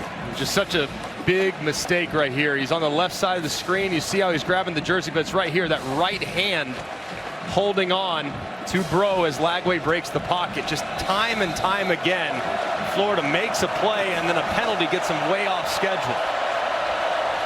Third offensive holding call against Florida. Of course, the big one, the one that brought back the 87-yard touchdown. 2nd and 20, 9 minutes to go, third quarter. And the Tigers drop Trey Wilson for a short gain. Give him 3. West Weeks was there. He's the older brother of Whit and Zach. The 3 of them separated by 5.5 years. Zach actually reclassified to get out of high school a year earlier, so he could be in this program along with Whit and West, with the hope they'd all play together.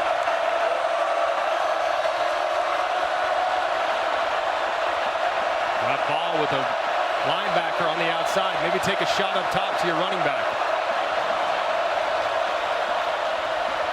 Lagway intercepted again. Coming down the sideline. Deshaun Spears. Touchdown Tigers.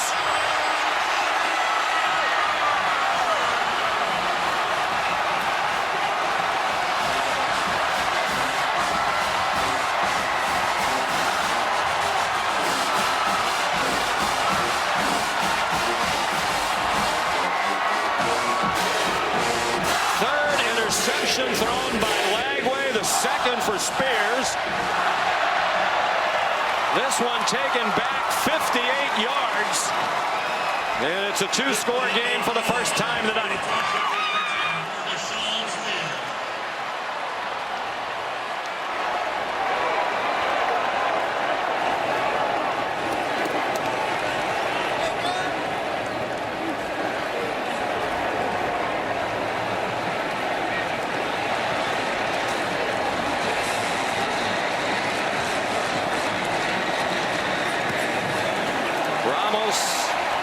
The extra point. What a night for Deshaun Spears, sophomore from Denham Springs, Louisiana. And this defense must be confusing Lagway, because he's thrown the ball into traffic many times tonight.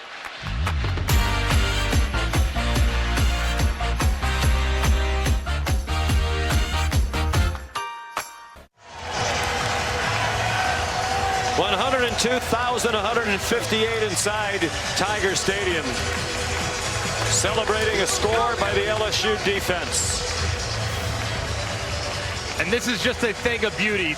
There's Spears, and I see what Lagway sees. He thinks he's got all kinds of space over here on the left-hand side, but the vision of Spears is phenomenal. He closes it down immediately, right underneath it, baits Lagway into the bad decision and takes it to the house. Phenomenal disguise and execution from LSU.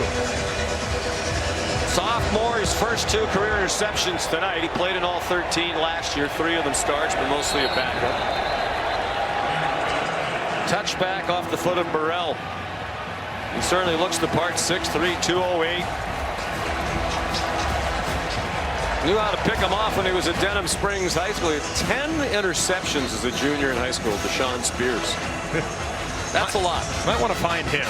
Between him and Halsey, man, this secondary that was picked on so many times last year, over the last couple years, they feel like they've grown tremendously in that area. That's where they've noticed the most improvement on their roster, and man, they're up to the task tonight.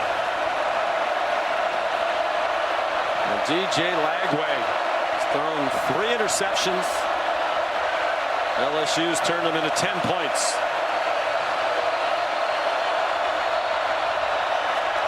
You're -3 in the turnover margin, and here comes another penalty.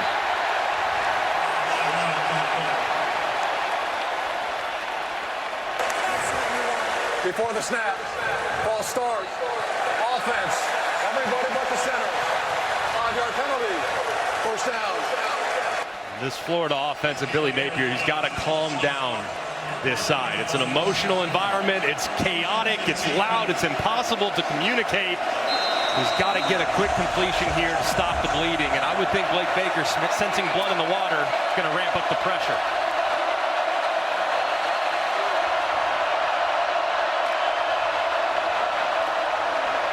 Four-man rush, well blocked, but it's also well covered. Lagway throws on the run, caught short gain.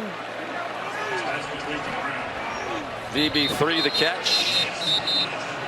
West Weeks down on the sideline. Timeout for a defensive injury. Brother Witt already watching for most of the night after a targeting ejection. Media timeout.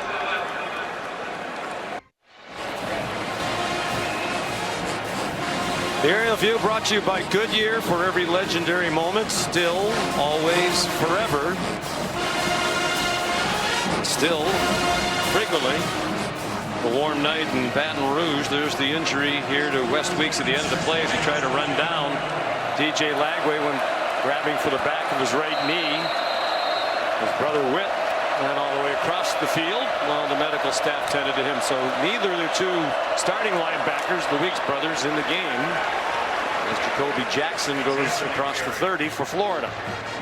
With some inexperienced linebackers now, with Whit Weeks and West Weeks being out, you got Keys and Singleton, who are both just on their second year of college football. If I'm Billy Napier, I'm thinking misdirection. See if those guys can commit some eye violations here on third down. West Weeks, by the way, picking up for the absence of his brother. He had a game-high 12 tackles, also his career high, which he established last week when he had 10 against Louisiana Tech. Lagway on third down. They'll be close. Where are they going to spot it? Looks like they'll give him the 35 and a first down for Vernell Brown III. They have a good one in him. Started the opening game against LSU, just the third true freshman wide receiver ever to do that for Florida. Antonio Callaway in 2015 and Percy Harvin way back in 2006. And this receiver group looks pretty good across the board. And with the arrival of Dallas Wilson, the heralded true freshman a few weeks from now coming back from injury, they could really round into shape. Wilson is a five-star recruit, one of the top wide receiver recruits in the country. Lagway is going to go down. Jacoby and Guillory with the second sack for the Tigers. Guillory's been around a long time, been in this program since 2020, the COVID year. And just great coverage sack. It's just a four-man rush. There's good coverage downfield. Didn't look like there was an opportunity to hit one of the slot receivers, but Lagway doesn't see him. Just well defended, and a good job by Guillory pushing the pocket and making the play. It would seem now that Lagway's a little hesitant after the 3 interceptions. Second and 18. Some twisting up front from the Tigers, and a good throw and catch. Aiden Mizell, a sophomore from Orlando, with the reception for 27 yards. That was a big-time throw. I mean, that's the DJ Lagway. That's what he's capable of. Just right over the top. It's well defended. There's 3 or 4 Tigers right around him. Mizell drops it right in the bucket for a big, big conversion. His third catch of the game. He had 2 coming into tonight in the first 2 games. Jacoby Jackson yanked down from behind by Dominic McKinley, defensive tackle. A little surprised that we haven't seen Florida try to attack the perimeter a little bit more with these running backs. Some really good 1-2 punch with Ball and Jackson. They haven't really gotten them outside the tackles enough, and I feel like there's some space because they're having a hard time moving it right down the middle.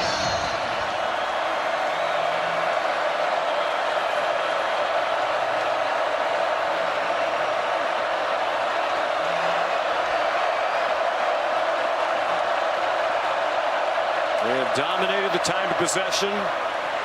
The turnovers and penalties have killed.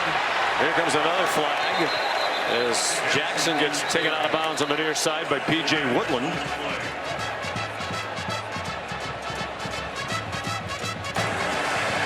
Holding. Offense, number 77. 10-yard penalty.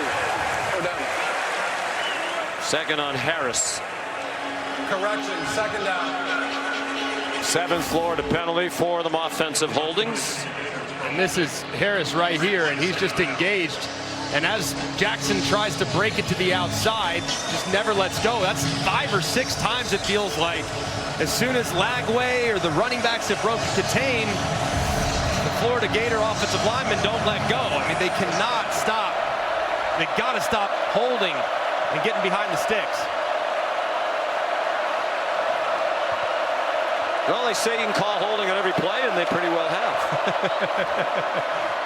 Ball stayed in. Good job on the blitz pickup. Lagway slipped as he went to cut. He goes down at the 48. It'll be 3rd down and 12. Gabriel Relaford was there, sophomore from Shreveport, who very nearly earned the starting job. They brought in some highly touted transfers who they thought it was given that they would start, but Relaford was so good in camp he almost earned the edge rushing spot. What will Blake Baker do? He has a lot of success bringing pressure early. He's got Harold Perkins kind of stacked in the middle. I would anticipate Harold Perkins right there bringing some heat. It is a blitz. It is a dump off, and the tight end Hansen is chopped down after a 2-yard pickup. Devon Keys, Deshaun Spears. It's been Spears' night. Keys been very solid with the bulk of the action at linebacker with the Weeks brothers out now.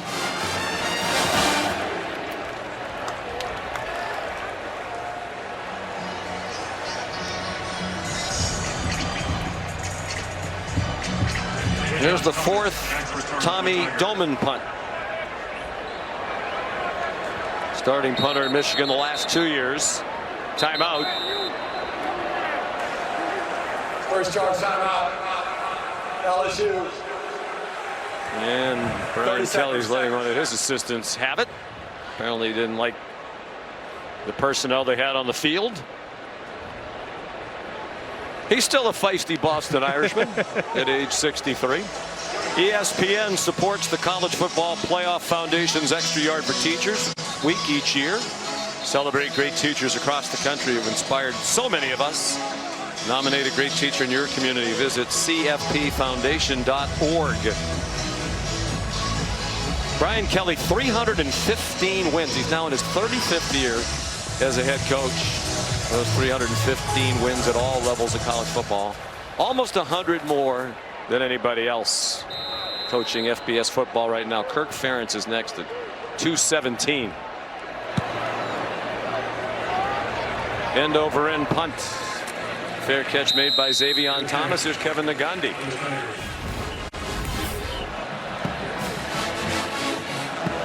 A&M Jadarian Price. He'll get his 2nd touchdown of the night. 17 yards left side. That Notre Dame backfield so talented right now. They're up 31-28 in the 3rd quarter against Texas A&M. Back to you. 2nd year in a row going between those two schools.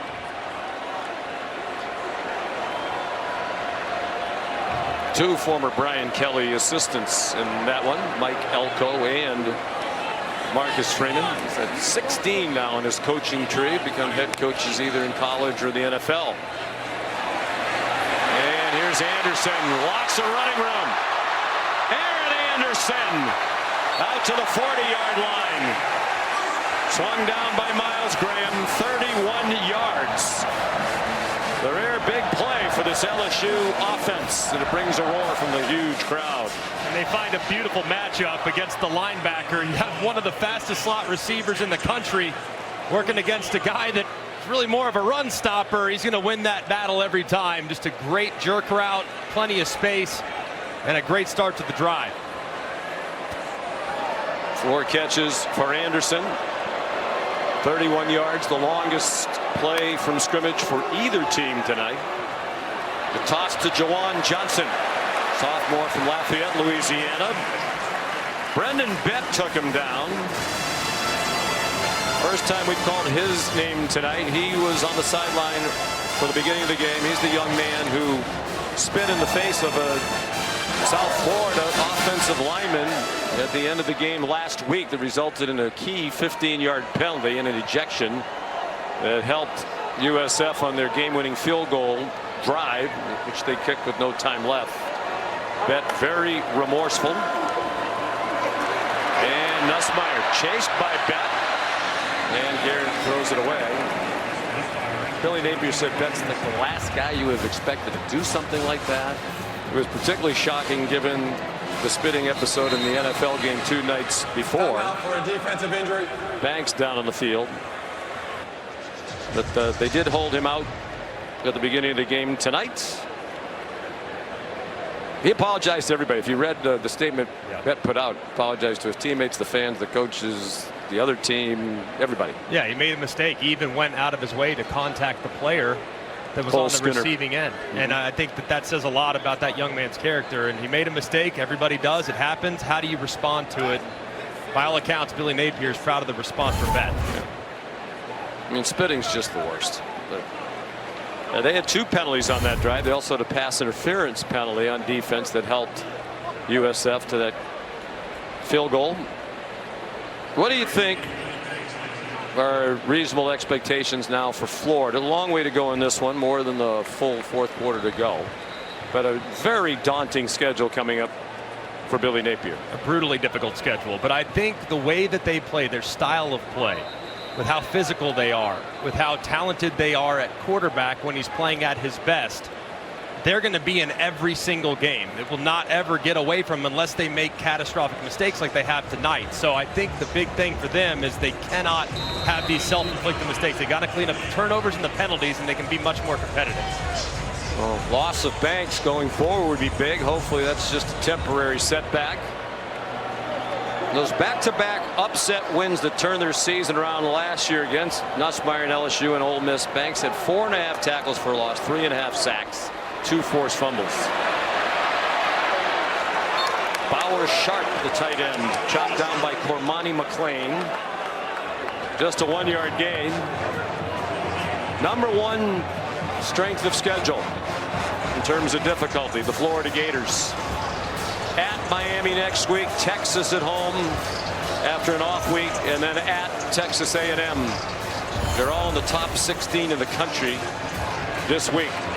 One game you thought on the schedule, like, all right, we got to win when we got Mississippi State coming to town. Well, now Mississippi State, with what they did last week to Arizona State, there are no gimmies. I mean, it's a daunting schedule.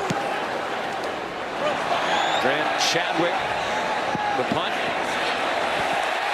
And great work by the special teams. They're going to spot it at the 2.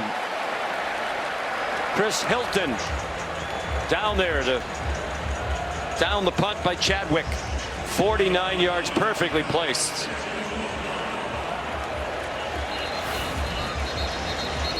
Just a thing of beauty on the coffin corner, end over end. Hilton, one of the fastest guys on the roster there, perfectly to corral it.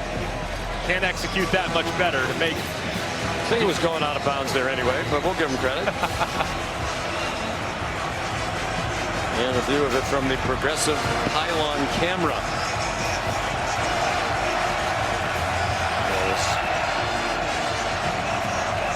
Beautifully placed at the 2 by Chadwick.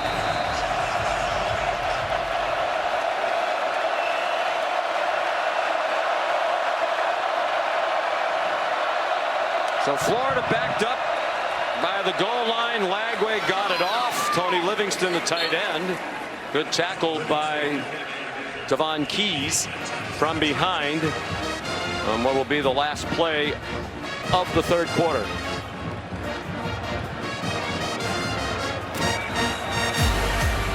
This is LSU defense for the 3rd game in a row, doing a fantastic job. Our presentation of college football on ABC returns after this message and a word from our ABC stations. Coach Kelly, what can you tell us about the injury and availability of your linebacker, West Weeks? Yeah, he's in the tent right now. They'll tell me once he comes out of the tent whether he can go or not. Obviously, it's significant enough that he has not been back out of the tent. If you're without both Weeks brothers, what does your defense need to do? We just have been the last 10, 12 plays. We're playing 2 young guys in there, and, we're doing the best we can. All right, thank you. Thanks. Molly tells us it's a calf strain. They don't think it's a big deal going forward, but he was being consoled on the sideline by several, obviously fighting off tears, it seems. LSU leads 20-10 as we go to the fourth quarter, despite the fact they have just 8 first downs. Here's Jaden Baugh.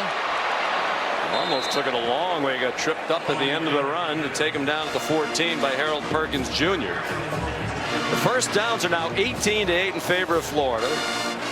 The Gators have more than a 12-minute edge in time of possession. They have an 81-yard edge, 80 now in total yards. With -3 in the turnover column for the Gators.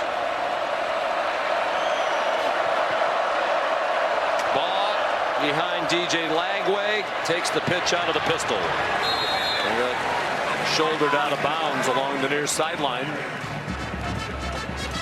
A.J. Halsey made the stop. Coaches were talking about Halsey as an excellent safety. There's the third Weeks brother, Zach, the true freshman. Highly recruited player. Hopefully he'll be able to stay in the game. You got to take advantage of that youth at linebacker for Florida. Weekses are from Watkinsville, Georgia. There's a nice spin move by Baugh to avoid the tackle. They went to Oconee County High School, not far from Athens. Their dad, David Weeks, played at the University of Georgia. But all 3 of them are here at LSU. And the Tigers happy to have it. West Weeks started his college career at Virginia and transferred here. 3rd down and 4. All 3 interceptions have come on 3rd down. 4-man rush into traffic again. Double coverage. They're just jumping on it. Mansour Delon made the play.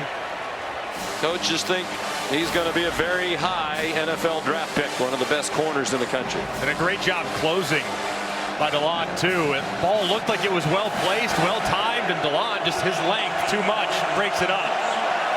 Transfer from Virginia Tech. First year here. Made an immediate impact at Clemson. They're going for it on 4th down and 4. Timeout LSU. With 13:09 to go. Second charge. Blake Baker's defense doing it again. The offense remains a concern here in the capital of the great state of Louisiana. You're watching SEC All Day, presented by HG Hotels and Resorts.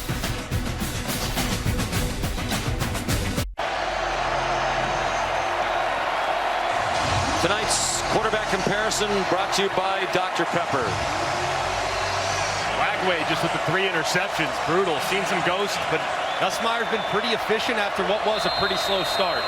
Started out 1 for 6. Doman. A bomb. Xavion Thomas retreats and makes the fair catch inside the 20-yard line. A 51-yard punt. Billy Napier didn't want to go for it on 4th and 4 in his own territory. Defense has played pretty well. And they've only given up 20 points to LSU tonight, and 10 of those are off the 3 Lagway interceptions. We talked at the start of the telecast, Greg, the expectations higher for both of these quarterbacks than what they played through the first 2 games, and I don't think either coach is going to be thrilled that a heck of a lot of progress was made in that regard tonight. There's been areas that have been a little better, but there's still so much to clean up from the quarterback spot for both teams. Jawan Johnson is the running back. Nussmeier on target. Bauer short. is run down and shoved out by Jordan Castell at the 16-yard line.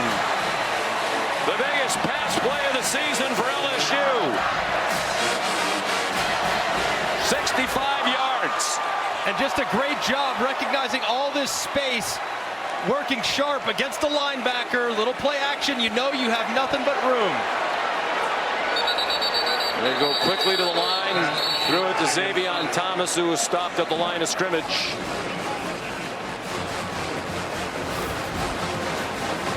That was just a great throw and execution. And finally, Florida's a team that tries to keep everything in front of them. They get a little too wide with the safeties there. Bauer Sharp makes them pay. And the celebration from Nussmeier, finally a big play down the field. Sharp, 1 year at Oklahoma last year after 3 at Southeastern Louisiana. Southeastern Louisiana will be here next week. In the third of the 3 straight home games. The ball is out, and it's out again. And it's recovered by Aaron Anderson. Great opportunity for the Florida defense for the first takeaway of the night. They couldn't corral it on the bounce. Man, just a huge moment right there, and a little unlucky for Florida because Bryce Thornton, Gums rips it out, but watch as they're all going to corral it. Thornton's right there. He can go and pick it up, but it's a nice play by Thomas to kind of hit him as he's picking it up, forcing another fumble that LSU's fortunate to recover. 17-yard loss for the Tigers. Caden Durham back in at running back now for LSU. Trying to expand a 10-point lead with 11 minutes to go. Nussmeier flagged down. And he throws an interception. Dijon Johnson picked it off. Well, what a terrible decision by Nussmeier. Throwing it back across toward the middle of the field. There is a flag down. Offense number 75. That penalty's decline. He's also played the interception. First down, Florida. And Brian Kelly and his staff continue to talk to Nussmeier about shaky decision making. That was a terrible idea, and it's the first LSU turnover of the night. You just can't do that. I mean, you're a 5th-year senior, moving all the way to your right, late across the middle. Brian Kelly's got to let him have it. He got the hold up front, obviously, but this is just careless. I mean, what's he doing? You can't make that throw under any circumstance. And they've talked so much off-season-wise. Wow. To Garrett Nussmeier to win the down, not the game. Be a mature decision maker. That right there, farthest thing from mature. First career interception for Dijon Johnson, the junior from Tampa. First takeaway of the night for the Gators. Jacoby Jackson spins ahead to the 43, a pickup of 6. So there's life for Florida. That's Florida's first interception in a game here at LSU since 2009 by Joe Hayden. And these two teams play every year. They've played every year since 1971.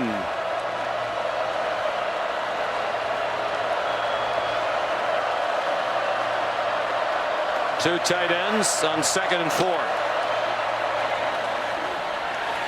Lagway flushed by Patrick Payton, the Florida State transfer. And then wrestled down with a first down just shy of midfield. Ahmad Bro made the stop. P.J. Woodland there as well. 6 yards. With under 10 minutes to go and down by 2 scores, I would ask you, Greg, does Florida need to pick up the tempo here a little bit on offense? Not yet, but I think at some point, like to see a little more urgency. Still seeing a lot of motions, a lot of shifts. At some point, got to abandon those and start getting to just your base 2-minute offense to get some rhythm. Using almost all the play clock here. It's under 5. Jackson did well to get across the line of scrimmage and just across midfield. Screen game was very helpful for Florida early in the game to try to counteract the aggressive blitzing from Blake Baker's defense. I think Blake Baker probably feels pretty good about his pass rushes at this point. They've applied some pressure. I don't know how much more blitzing we're going to get. So they need to find something in the drop back passing game.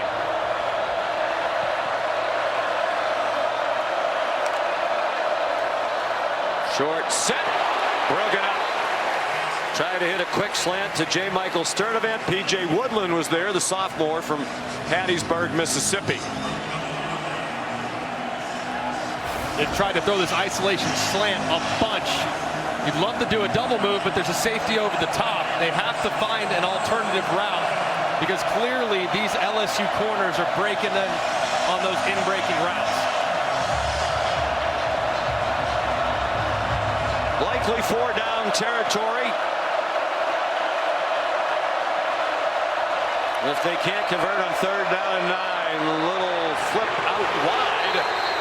And the play ends short of the 1st down. Sturdivant got blasted by A.J. Halsey. And the coaches talk about he's built like a linebacker. And some NFL scouts are asking their coaches, could he be a linebacker at the next level? 6 feet, 222. Here's 4th down. What it feels like they have to have with under 8.5 to go, down by 10. Gone to the in-breaking routes multiple times. I think this time, try to get to the out-breaking routes. Work the bunch to the top of the field. Jaden Baugh not involved much lately.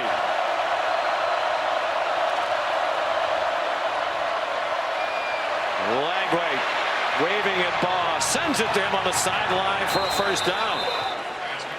Some improvisation, and it works to the 36-yard line for Billy Napier. Good spot there, too, by the official. It was right there on the sideline. Some of the LSU players were actually pointing that he came in out of bounds, but it looked like he did tap those toes. Good play.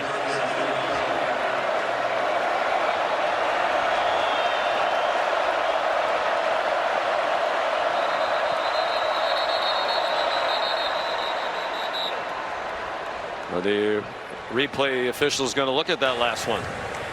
Previous play is under further review to review what the receiver did catch the ball, put inbounds or not. Let's see. Seems to land in bounds and has possession of the ball.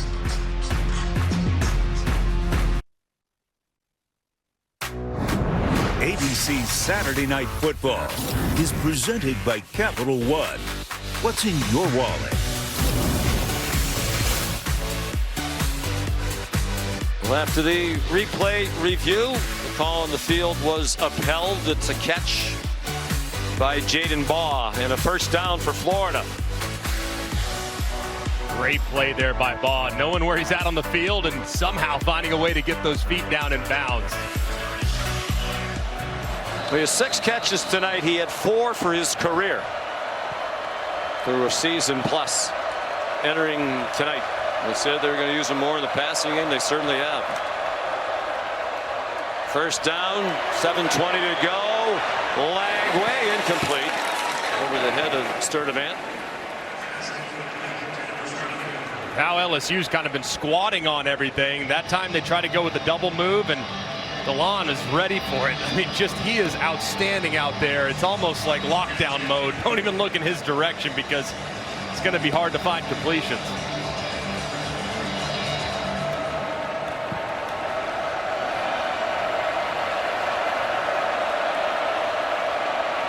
They are in field goal range, and any kind of score would be huge here. It's a 2-score game at the moment. They need something on this drive. Do the Gators. Baugh the catch. His 7th. This one only good for 2 yards. Halsey there again for LSU. You can almost bank on it this time. You're getting pressure from Blake Baker's defense. Right there in field goal range. A sack knocks you out. Billy Napier needs to dial up some type of blitz beater because you got to anticipate full max pressure from LSU's defense.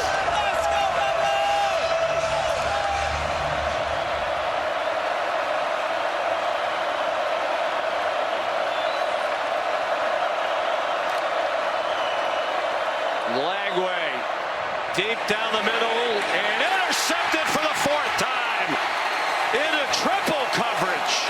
And Tamarcus Cooley picked it off.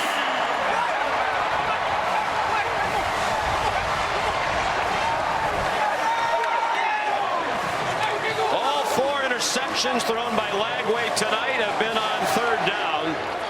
one's a killer. They absolutely had to have points on that drive. Just airmails it over the top where Cooley's awaiting. Lagway has not had his best stuff tonight. Now 4 picks and some really bad decisions.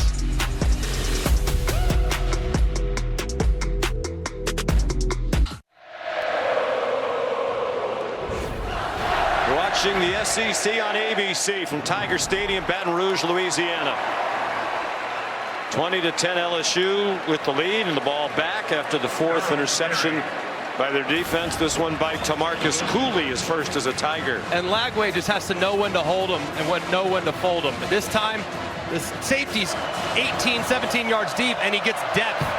You need 5 or 6 yards to make this field goal better. It's not the time to go for the jugular. It's not the time to take a shot, especially with the safeties playing so deep over the top. Lagway makes a pivotal mistake. Could have made it a 1-possession game by just making that field goal a little easier. Instead, he throws his 4th pick of the game. Caden Durham down a yard short of the first down. Tamarcus Cooley's on his 3rd school in 3 years. Was at Maryland in 2023, at NC State last year.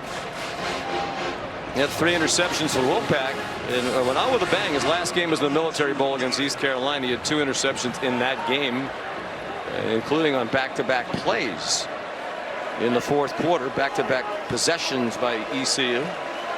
And along with so many other new additions in the back end, they are totally different in the secondary. Caden Durham, the ball carrier. Miles Graham, the stop. 5 minutes to go. And a timeout called by Florida.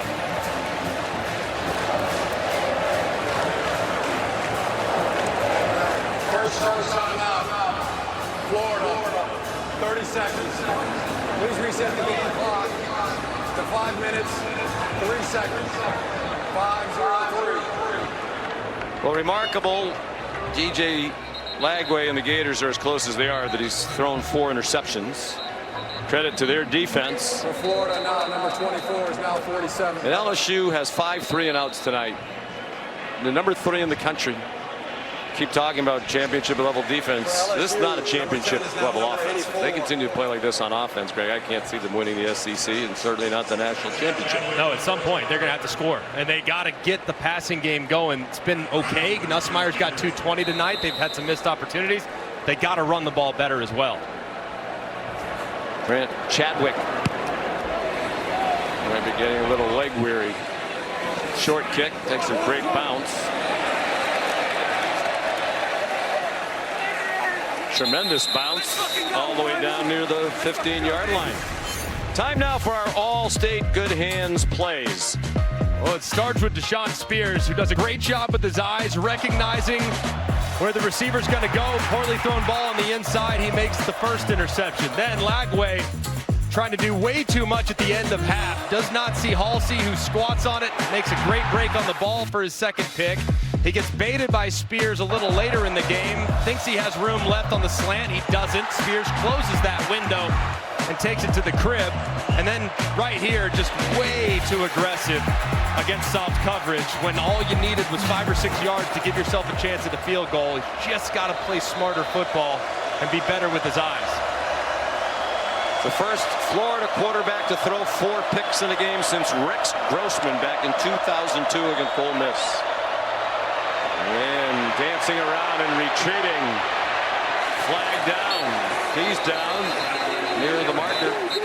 Chased down by Dominic McKinley.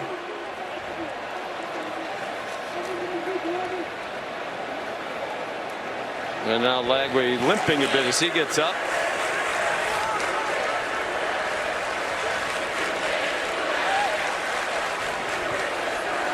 Second 11.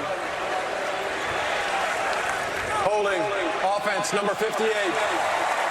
That penalty is declined. Results of the play, 2nd down. Austin Barber, their excellent left tackle, 5th-year senior from Jacksonville.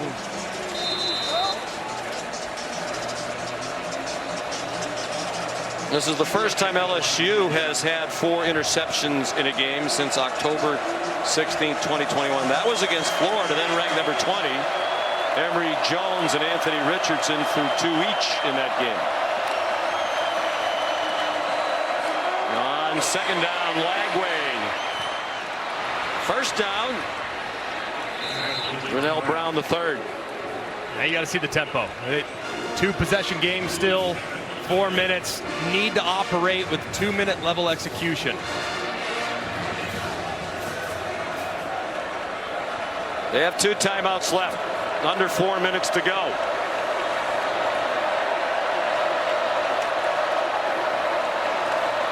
Lagway just did get it off and just did get it over the head of A.J. Halsey. It got to Hayden Hansen for a 16-yard completion. He's a good player. Redshirt junior from Weatherford, Texas. Big targeted tight end. Getting his 25th consecutive start tonight for Florida. They're at the 46. 3:25 to go. Good hands catch again by Hansen. Really impressive to watch LSU in their 2-minute defense bringing pressures. That's now 2 consecutive plays in which Blake Baker's been able to trigger a linebacker and applied a little heat to DJ Lagway, forcing out of his hands quickly. 6 catch for Hansen. 4-man rush. Hansen on the sideline again. Just shy of the 45-yard line of LSU.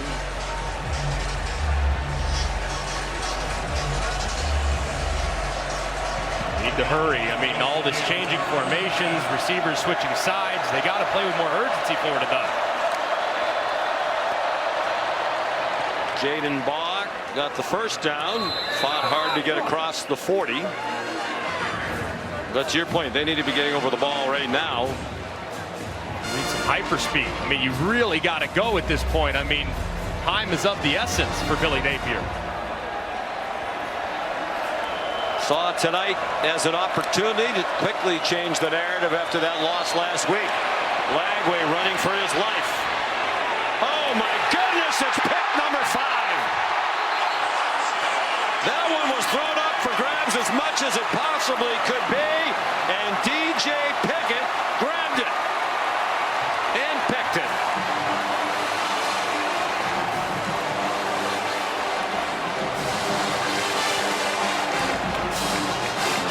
Just a very teachable moment for DJ Lagway. It almost looked, with how flippant he was in the backfield, as if he was trying to throw it away. I mean, watch him buy a little time, moves to his left, back to his right, and then just kind of just heaves it and doesn't have enough on it to get the ball out of bounds in the direction of his receiver. It didn't really look at any point like he was trying to complete that, just did not put enough juice on the ball for the throwaway, and another big mistake for the sophomore.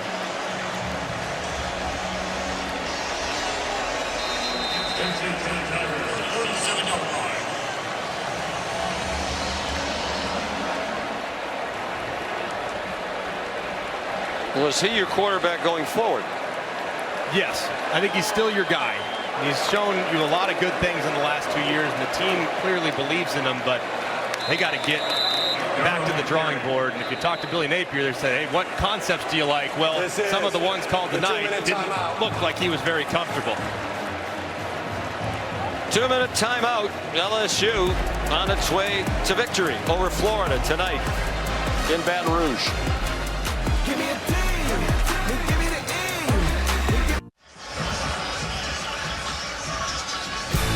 E. 2 minutes to go. LSU leads 20-10 on the strength of 5 interceptions of DJ Lagway tonight. It's the second most interceptions ever thrown by a Florida quarterback in a game. John Reeves had 9 against Auburn in 1969. Shane Matthews tied with Lagway for second most. He threw 5 against Mississippi State in 1992. I believe he might be here tonight. I think he's on their radio broadcast. Caden Durham. I'm going to go ask him about the 5-pick night in Starkville. Yeah. John Reeves is a good player. 9 hitters. I mean, do they have any other quarterbacks on the roster? Hey, let's hand it off on this one. At a certain point, hey, it's not your night, John. First time LSU's had 5 interceptions in a game since December 19, 2020. Against Ole Miss, Matt Corral threw all 5 in that game for the Rebels. Timeout, 1:52 to go. Tonight's college football rankings brought to you by Allstate, and there will be some movement in the rankings, not necessarily at the top, although Notre Dame's in a battle right now with Texas A&M in South Bend. But some surprises elsewhere, including Vanderbilt is about to beat South Carolina. They were up 31-7 with 5 minutes to go. Vandy. Diego Pavia, your guy. You love Diego Pavia. Yeah. He don't care. Your school last year. Well, Alabama, nice win today against Wisconsin. Maybe we'll calm down a little bit. What a great game, Georgia and Tennessee that preceded us.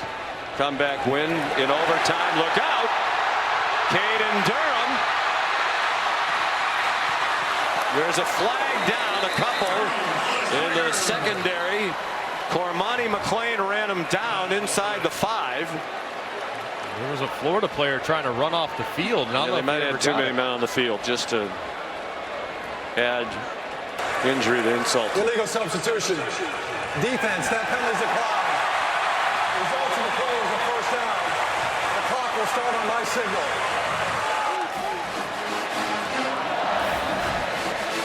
To see they're trying to run off as quickly as humanly possible, but unless you have a time machine, I'm not sure you can make it 40 yards in the blink of an eye.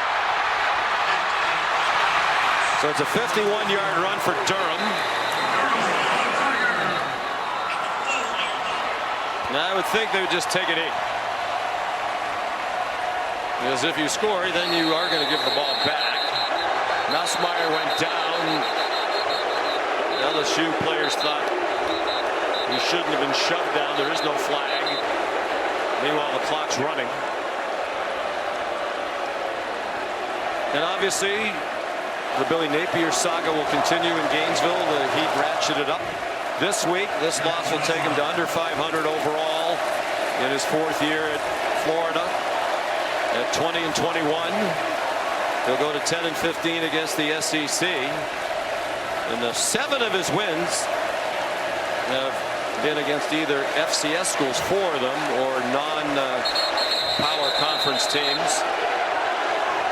And it doesn't help when it's turnovers and it's penalties and it's substitution infractions. Those are the things that make people say it's not a well-coached team. Yeah, and the penalties are really frustrating, especially wiping out what would have been a 10-point lead. And the turnovers, sometimes you have a bad night. And DJ Lagway's had a lot of good moments in the Florida uniform. Hopefully for him, this is the bottom, but he's got to make better decisions. He's got to be more accurate with the football. And that loss last week was surprising, but it looks worse now after USF got handled tonight by Miami. So the offense is still a work in progress for both schools. And LSU defeats Florida for the 6th time in the last 7 years. The streak interrupted last year by that upset win for the Gators at home. Here's Molly. Coach, your defense with 5 interceptions tonight. What kind of confidence and edge did you see from that group? Well, I'm just so proud of them. We lost our 2 starters, the Weeks brothers in the middle. We brought the 3rd one in off the bench. I'm not sure he knew exactly what he was doing, but he plays so hard. Really proud of our group, and they just showed some grit in the second half. We needed to make one play on offense, and we did it at the end there, running the football. So, you know, there's a lot to like here tonight. Obviously, our defense performance, and we know there's still a lot of growth left on the offense. But, you know, it's an SEC battle. Florida came in, something to prove, obviously, after the week before. And our guys obviously got knocked around a little bit, but in the second half, obviously, we were able to take care of business. You've told us this is a championship caliber defense. How do you get your offense up to that standard? Well, maybe sometimes you don't, right? Maybe sometimes you play your game the way you needed to. We punted 3 or 4 times when I'm used to going for those. We were playing field position. We were playing the game to win the game. And all that other stuff is just fluff. At the end of the day, how do you win football games? And tonight, we needed to win football games, playing field position, kicking the ball, doing what we needed to do, and that's why we won the game. Congrats on the win, Coach. Thank you. Sean. He knows how to win games, but you could feel the anger rising a little bit in him because I think he knows the offense isn't good enough right now. Might have been good enough tonight to win the game, but going forward in this conference, it needs to be better. LSU wins with 10 first downs and just 316 yards of offense. Florida had more than 15 minutes edge in time of possession. But the final score is LSU 20 and Florida 10. For Greg McElroy, Molly McGrath, and our great crew, Sean McDonough saying good night from Baton Rouge. Thank you for watching this presentation of the Southeastern Conference on ABC.